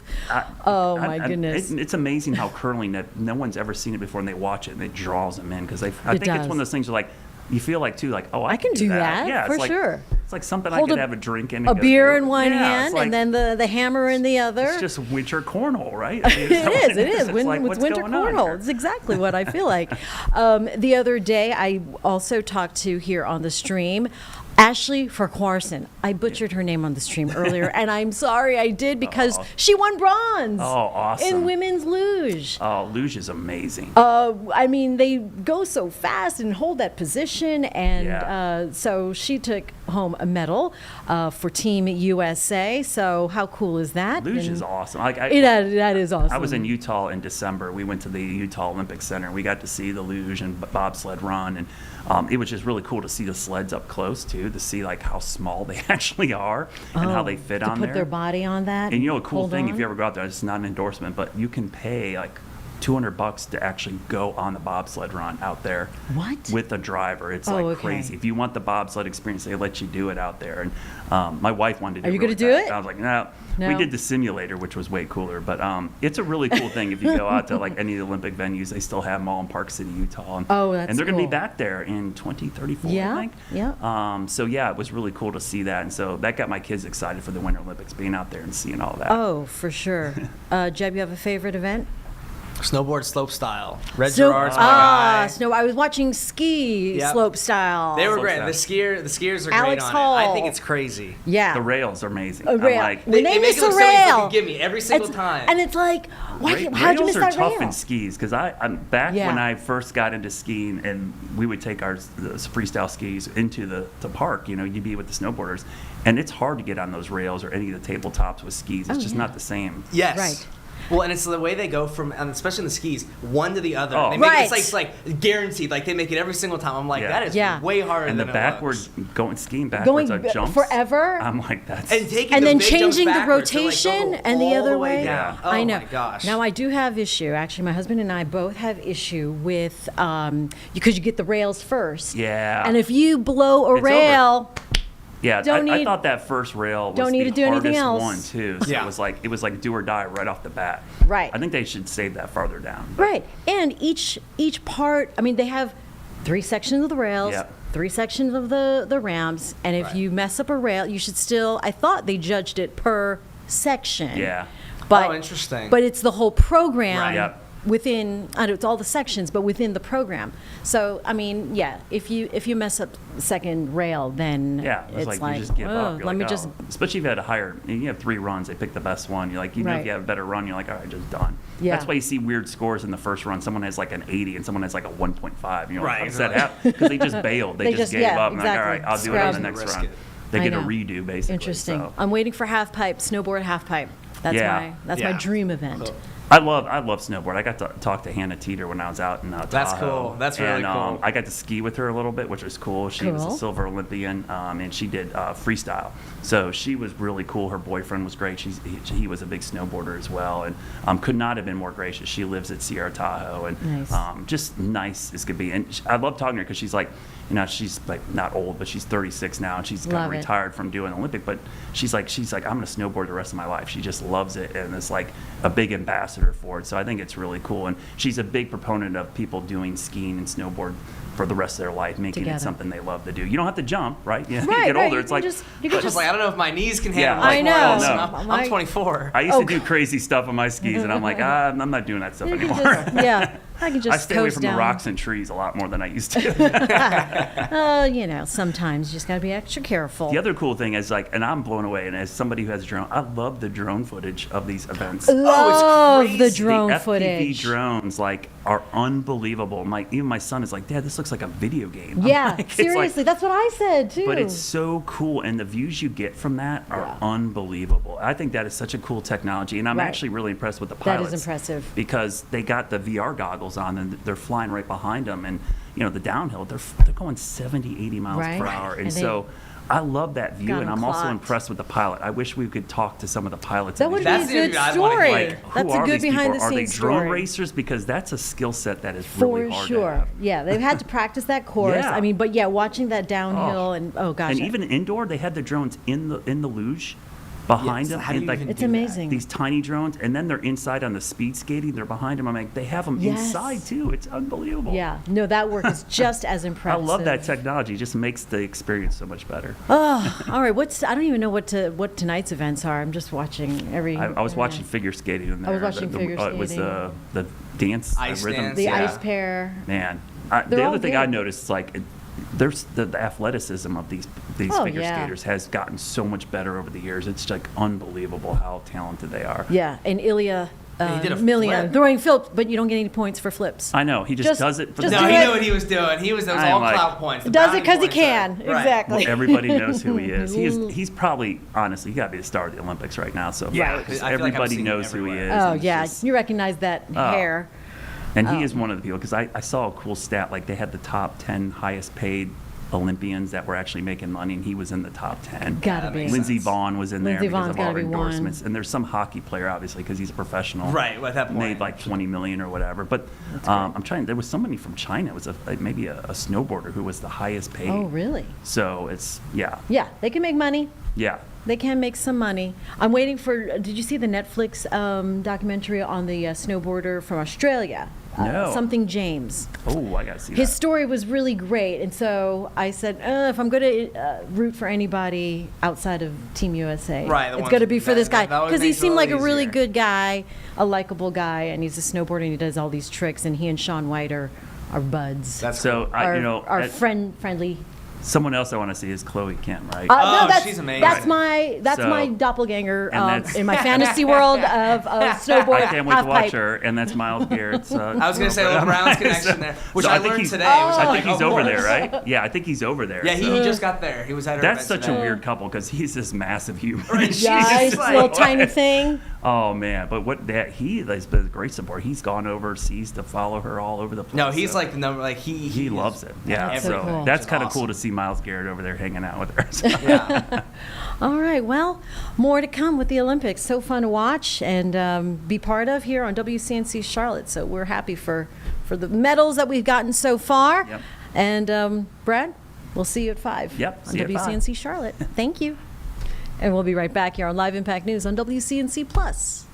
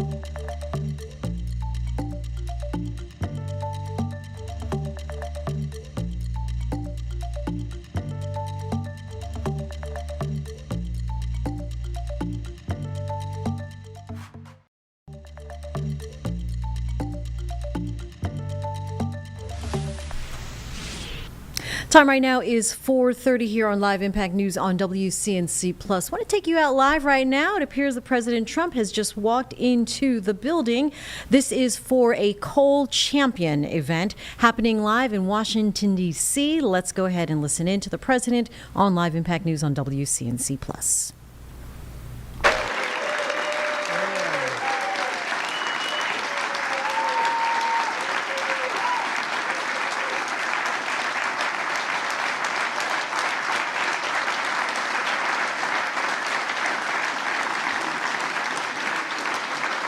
Clean, beautiful coal.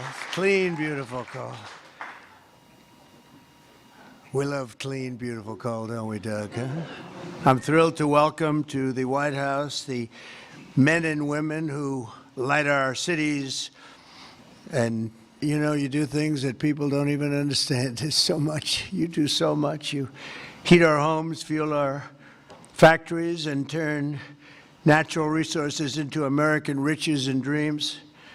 Our amazing coal miners. Thank you very much, fellas. That's great.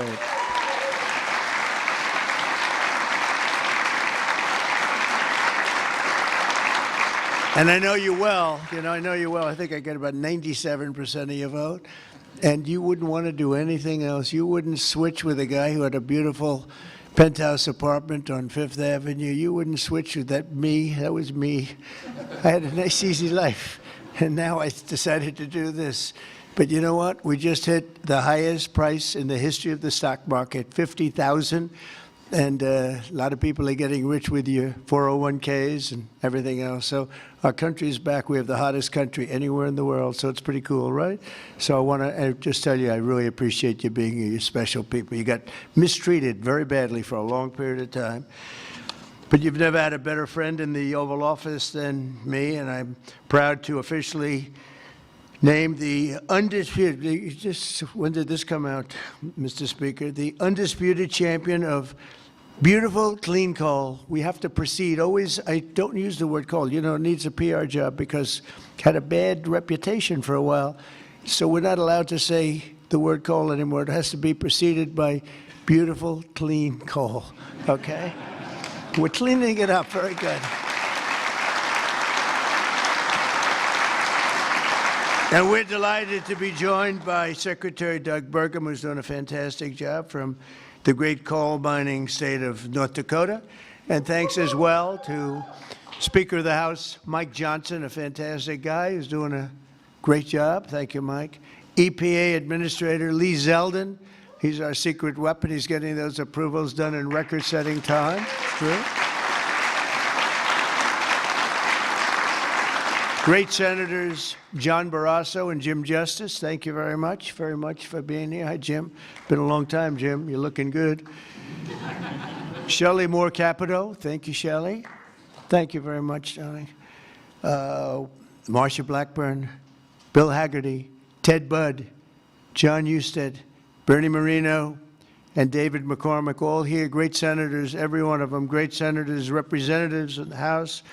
Jim Baird, Troy Balderson, Andy Barr, Dave Taylor, Warren Davidson, Troy Downing, Morgan Griffith, Brett Guthrie, Harriet Hageman, Mike Kelly, Dan Muser, Scott Perry, Carol Miller, Dana Harshberger, and Riley Moore. Boy, that's a good group of people. We have some others in here, too, and I'm not going to say it's just too many. Don't get angry at me. I'll never get their vote again. It's very dangerous. I also want to thank the president of the Washington Coal Club, Michael Day, CEO of the National Mining Association, Richard Nolan, along with many of the greatest business leaders in this powerful industry and a great industry it is. But of course, the most important people here today are those who get their hands a little bit dirty to keep America running at full speed, our frontline coal workers, and I'm pleased to report that in the first year of my presidency, real wages for the typical miner increased by more than $2,200. I'd say that's pretty good, right?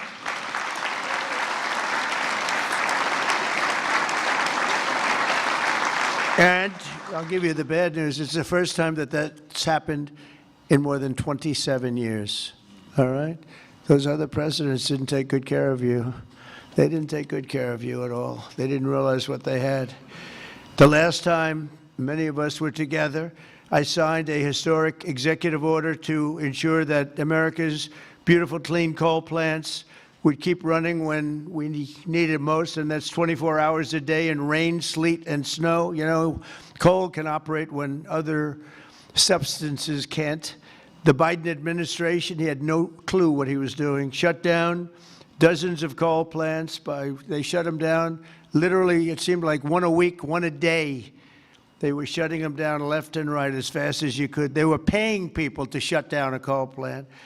And if we had stayed on the ruinous path, we would have seen mass suffering and rolling blackouts all over the country. We would have had blackouts right now all over the country. We would have had a country that, worse than blackouts, every other thing would have been wrong with it too, with all of the horrible things that took place at our border. And right now our border is 100% secure. First time in the history of our country, actually. And you see it all the time. So instead, when large parts of our country were hit with winter storms, it was coal that kept the power on, and it was coal that never was bothered by cold weather, warm weather. It's never bothered by anything. It just keeps on chugging, right? During this vicious storm, and they had some really bad ones, coal generation surged 31%, while solar and wind totally collapsed. I'm not a big fan of those crazy windmills that are all made in China. You know, they're made in China, but not used by China. Let's look for a couple of wind farms in China, see if you can find one. They sell us those things for fortunes, but we don't do them anymore. Have we done any this year, Doug? We're not going to do any, hopefully, for 4 years in this country. They're losers. They lose. You're supposed to make money with energy, not lose money with energy. And they lose a lot of money.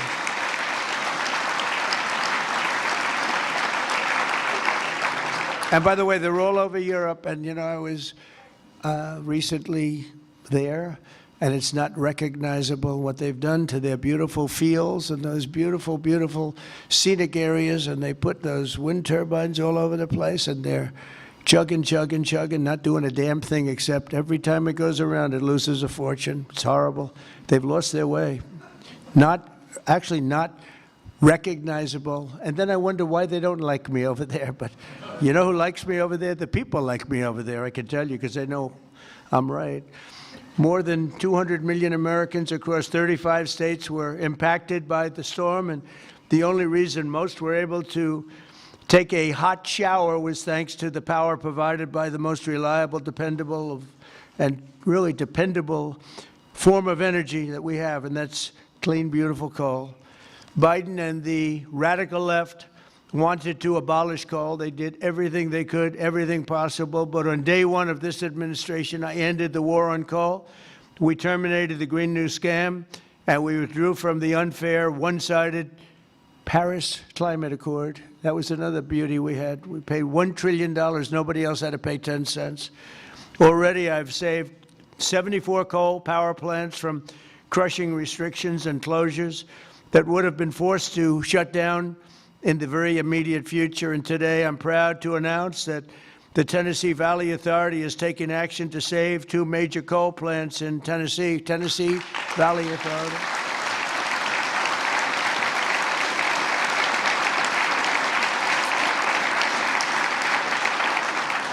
The plants are the Cumberland Fossil Plant and the Cumberland City.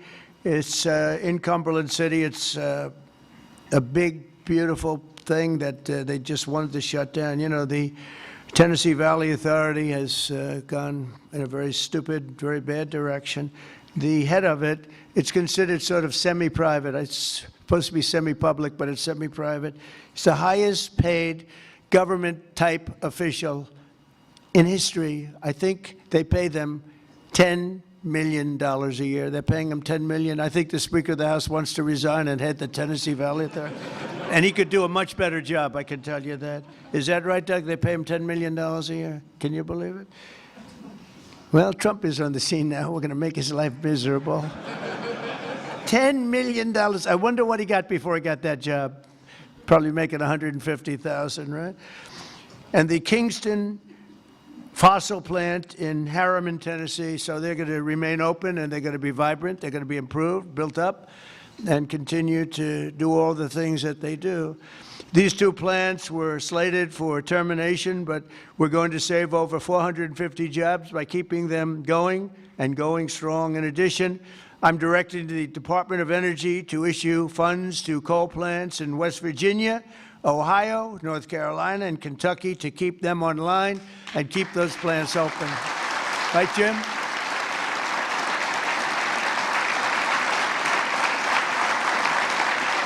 And very importantly, we're also bringing our coal mines roaring back to life. Under 4 years of the Biden administration, Sleepy Joe, not a single permit was approved for a new coal mining project. Think of it. 4 years, not one permit. They were all being disapproved, actually. So not a single permit was approved. I didn't know that. But in 1 year of Trump, we've already approved over 70 permits for very big, very powerful mines that are going to be with us for many, many years to come. And we did that over the last 30 days. We did more than half of them because we have the system going now. It's a very reliable source, great source. If you look at some of the most prosperous places in the world, they run on coal. Since I took office, coal production is up by nearly 4 million tons a month after falling for decades. I mean, literally decades. Coal power generation is up by nearly 15% in my first year, and that number is going to be about 25 or 30% this coming year, at least. These pro-American energy policies are bringing energy prices way down. You see what's happening even with gasoline. I was in Iowa last week, and it was $1.85 a gallon. And many of them are $1.99 and $1.91 I saw. We have them under $2 a gallon now. A little while ago, just a year and a half ago, they were at $3.50, $4, $4.50. In California, $7 because of the crazy taxes. Coal is one of the lowest price energy sources, and it's probably considered by almost everybody to be the most reliable. It requires no subsidies because you make money with coal. More coal means lower cost and more money in the pocket of the American citizens and in the pocket, frankly, of the United States of America. That's not bad. Every once in a while, we have to take care of our country, right? With us today is Kayla Blackford, who drives a haul truck at Bear Run Mine in Duggar, Indiana. Great state. We love Indiana. I only like states that are one so big, you know. I want a big, no, I like them all. Where she has worked for 5 years, and she's joined by her wonderful husband, Eric, who also works at the mine, and their really incredible son, Isaac. And Kayla, if you could come forward, I'd like to just have you say a few words, please. Come on up. Where's Kayla? Kayla, oh, hi, Kayla.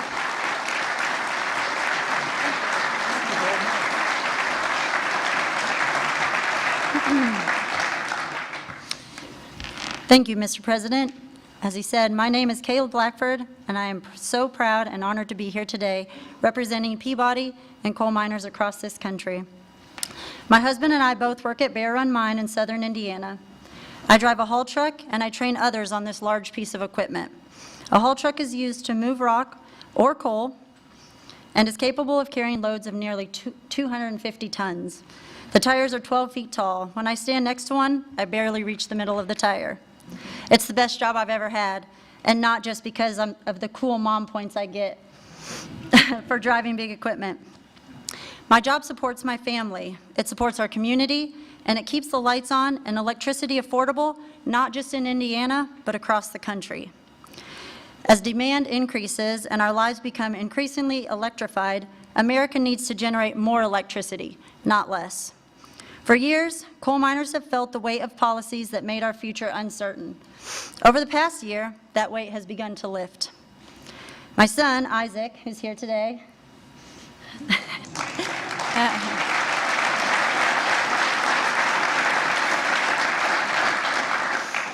has friends whose parents also work at Bear Run. And when you grow up seeing huge mining equipment from the road, like Isaac and his friends do, you dream about the day when you get to run that equipment. When a mine closes, families don't just lose their jobs. They're often forced to leave their communities, their schools, and their support systems behind.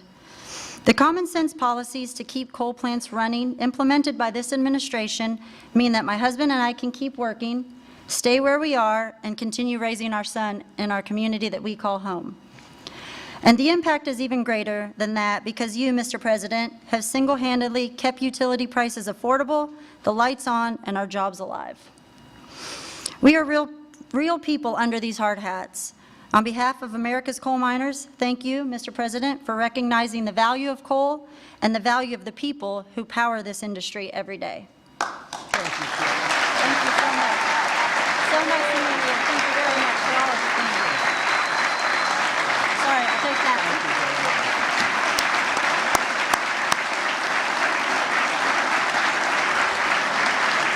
Good job. She did a good job, right? Look at the boy. He's so proud of Mom, huh? Did a good job? Couldn't do better, right?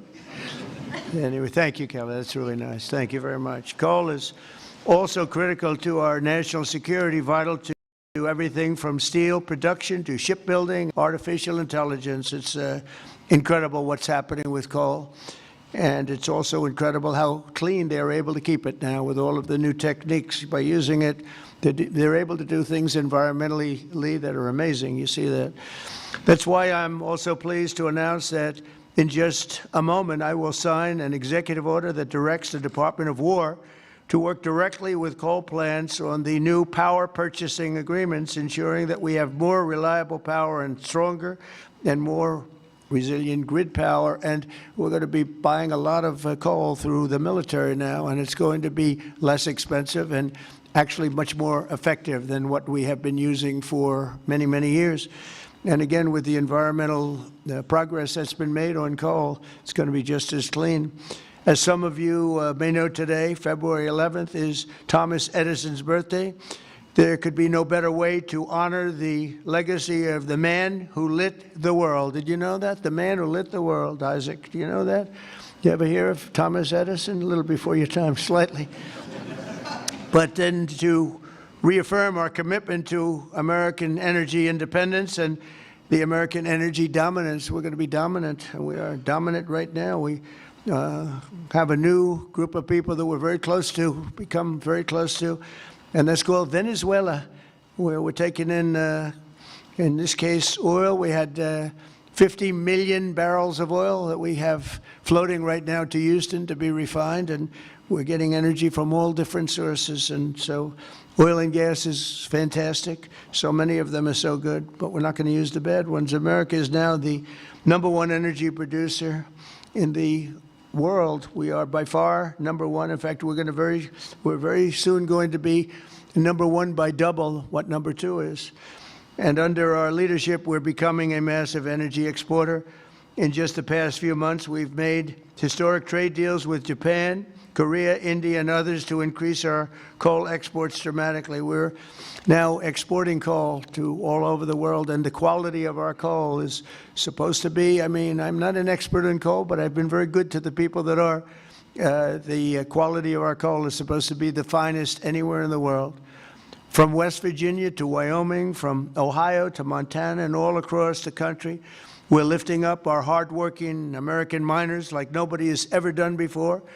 We're bringing down costs of American consumers, and together we're making the most of the magnificent land that God gave us to rebuild the greatest economy and the greatest nation in the history of the world. Another one of my favorite words is the word tariff. You know, tariff is very, I know they want to hear that little story. I used to say it's my favorite word. They said, what about God? What about religion? What about family and your wife, your children? So now I make it my 5th favorite word. Oh, you have no idea. I suffered. I was suffering from the fake news media. They were going after me when I said it was my favorite word. So I make it #5, and I think I'm generally speaking okay. They'd like it to be a little bit later than that. But because of tariffs, you saw that it was just announced, our trade deficit has gone down. Now, if you go down 1 point, 2 points, you're like a genius. It's gone down 78%. 78%. Can you believe it? And we have to fight. Right, Speaker? And we have to fight. just came out. Everyone's saying, that can't be right. 78% reduction in our trade deficit. And next year, we're going to be positive if we keep it all going. We're waiting for a very important decision from the Supreme Court. But I want to thank the speakers here because you have fought with me. You got it very early. Now almost everybody's getting it. But it's numbers that we've never seen. The other thing is breaking 7,000 on the S&P, and very importantly, 50,000 yesterday. 50,000 we broke on the Dow. And if you remember, when I won, they said if he could ever produce 50,000 by the end of his fourth term, by the end of his fourth year, it would be unbelievably successful. Well, we produced 50,000 in excess now, went up today, in excess of 50,000 at the end of my first year. So that's some difference. And that's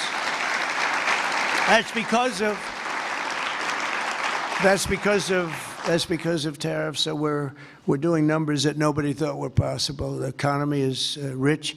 I tell the story that in Saudi Arabia, the king said, you know, sir, a year and a half ago, we were all saying you were a dead country, and now you have the hottest country anywhere in the world. That's true. We're the hottest country anywhere in the world, and a lot of reasons. So once again, I'd like to thank you for the tremendous honor of being here, and especially these gentlemen in the front row and a couple of you in the second row. What happened to the guys in the second row? They couldn't make it to the front. What's wrong with them? They don't shovel it as well, right? But I want to thank you and invite the chairman of our National Coal Council, Peabody Energy CEO, which is a great company, by the way, Jim Grech, to come up and say a few words. Please, Jim. Thank you very much.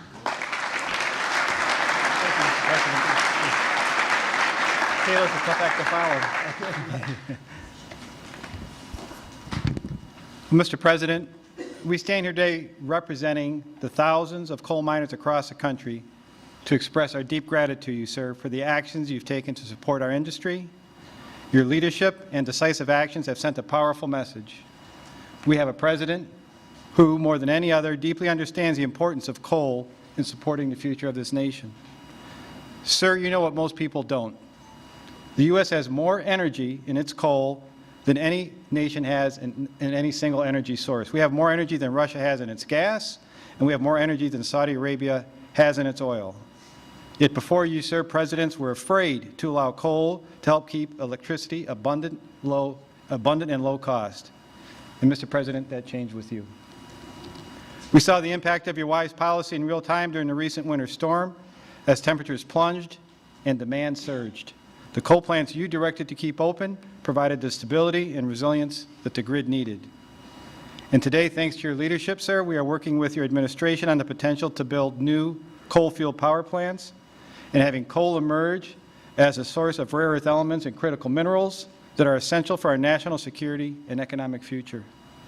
And because of you, sir, the mining towns that once feared for their futures are seeing new investment, renewed optimism, and a sense of pride restored. Families feel more secure, local businesses are growing again, communities that had been written off are reinvigorated. For the thousands of workers across this industry, your support has meant more than policy, sir. It has meant dignity, stability, and the recognition that their work matters in making America great again. So, sir, Mr. President, on behalf of Michael Day, the chairman of the Washington Coal Club, and all the coal miners across our great country, I'd like to ask there's some executives and coal miners are going to join us on stage, and we are going to present you an award, sir. Oh, that's great. Thank you very much. Thank you.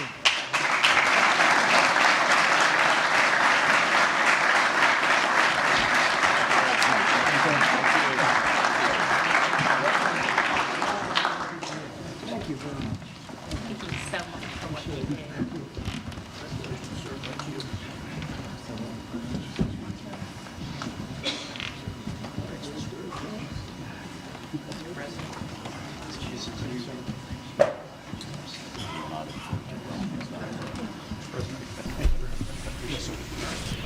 All right, while the President signs that executive order for the coal industry, we'll take you back out to the House floor here for our last few minutes, rounding out the 4 o'clock on Live Impact News, and we'll take you there now.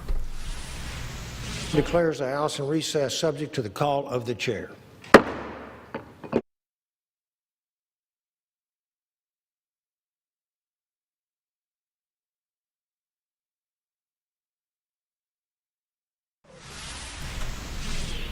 Love when that happens. All right, so that one adjourned for the House floor. Take you out to this event. This is in Caracas with the acting president of Venezuela, as well as an American, that is Chris Wright. Let's go ahead here on Live Impact News. Oh, we just switched to the president. Okay, it looks like a photo op time. Let's see if he says anything else. No? All right, so that took over that feed. Why not? All right, so we will leave you with this. WCNC Charlotte, your home for everything Olympics. Hope you enjoyed this afternoon session. We talked to Sheriff McFadden following his oversight hearing testimony on Monday at the state's capitol. And if you want to look at that full interview, it was a phoner with him, his response to the Representative Brendan's request, a demand letter on follow-up letters and documents from the sheriff. You can find that here on our YouTube page as well as our website, WCNC.com. WCNC Charlotte at 5 begins in just a few minutes. So enjoy your day, and we'll see you tomorrow.